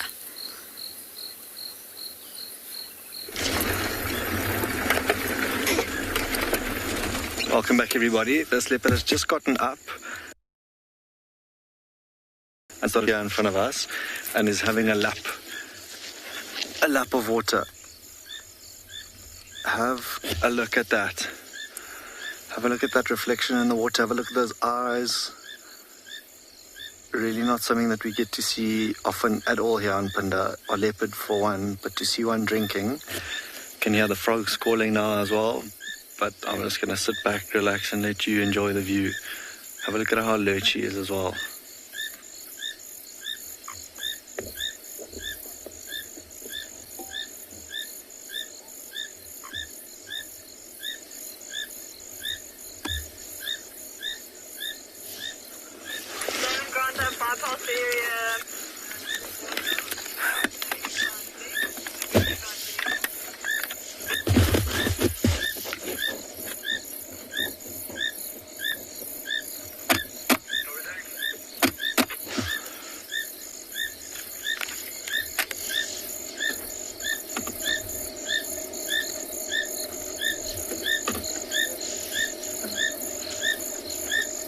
Incredibly quiet as she goes about having a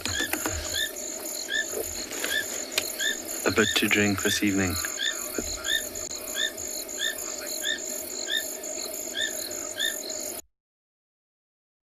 I was from being sound asleep earlier to a couple of minutes later, wide awake and super alert. We saw a couple of nyala disappearing into the vegetation beneath her and now behind her, but not interested in that at all.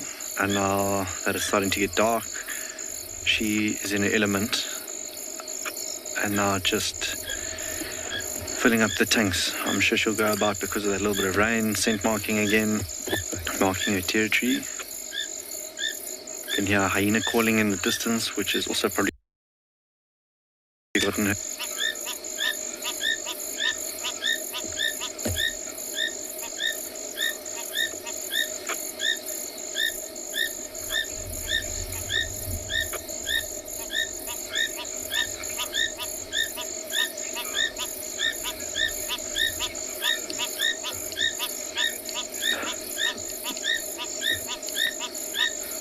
I can only imagine how she's going to set off to look for a meal into the darkness. Deadly quiet.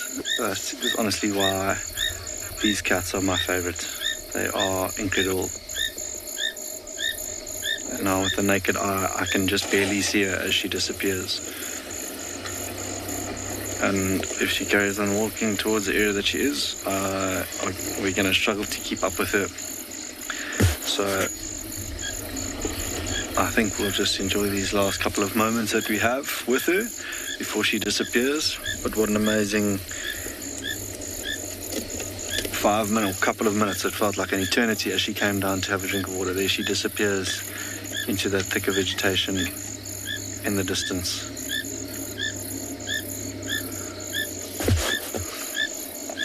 And that for us here on Pinda, everybody, is super special, and I'm really glad we got to show you that as well this evening. We went on a bit of a whim. I was saying to Owen as she got down, I said, let's loop around to the other side of the watering hole to see if she doesn't come and have a bit of water and a drink, and she did exactly that right here behind us. And for quite some time you can hear these frogs, which are almost quite deafening. From this 14 mils odd of rain that we had the other day, the bush has come to life with that.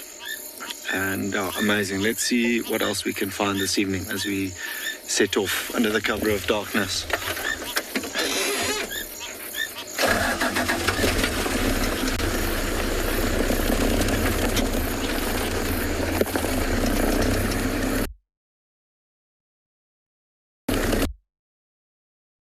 Andrew to see what he's got.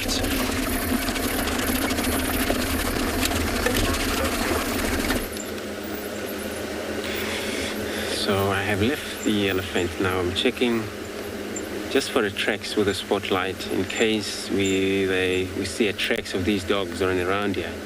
But the guys that were checking also on the southern side of here, there is nothing. They say there's a lot of impalas on the far side in the open area. But you know, because of the maybe lions in quarantine Juma area, it could be that maybe they can be maybe disturbed, maybe ran different directions.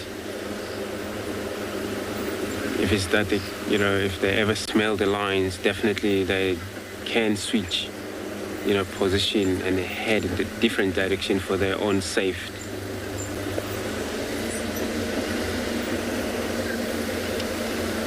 But if they didn't pick anything, they're still making their way to the east. They'll probably happens, maybe they will be around quarantine.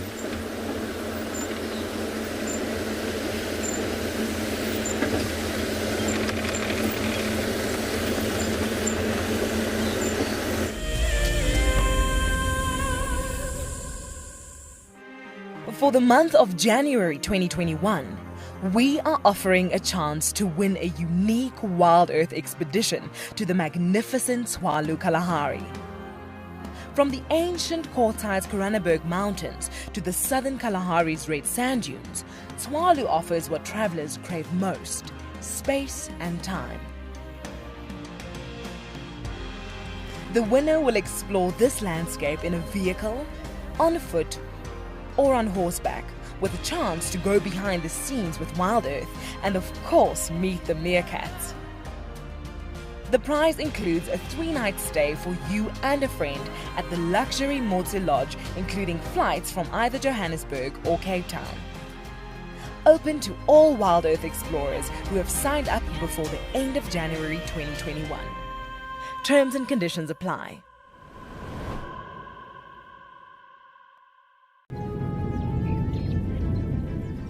Oh, it's going to be in trouble now. Oh, this is unbelievable stuff. Here comes a hippo in too. Go, Impala. There's a hippo coming in. I can't believe what we're seeing here. This is what we normally see in East Africa. It's all over. Hippo leaping at the crocodile now. Everything's gone underwater. Expect the unexpected here on Wild Earth daily. Hi, I'm Kyle, and I come to you live every day here from Tswalu Kalahari in South Africa. My favorite bird has to be the social weaver. The enormous nest that they create, their survival tactics to inhabit these harsh and unforgiving environments, and as well as their complex social arrangements, is truly remarkable. And the interconnectedness with the ecosystem shows us that we are too. Catch up with the guides daily here on Wild Earth.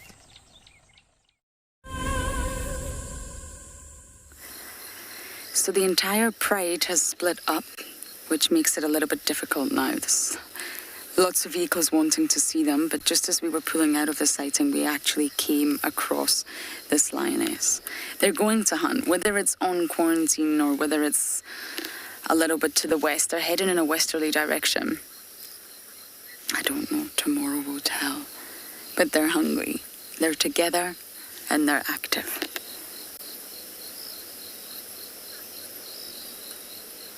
She's laid down low, but she's alert. She's not sleeping here. She's just keeping her body down to the ground. Now, of course, I, as a useless human being, cannot see anything. But generally, quarantine holds impala, zebra, and wildebeest. So if the Talamatis play their cards right, they could definitely get a free meal tonight.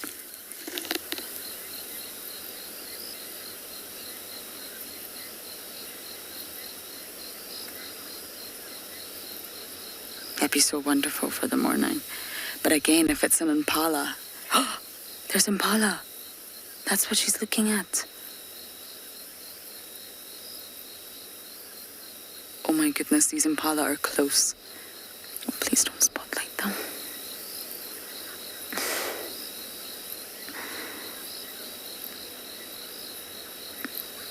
Rule number 1 is generally do not spotlight in a hunt. I apologize about that. These males have no idea. These rams do not know there's a lioness watching them. They're grooming, they're just relaxing on quarantine.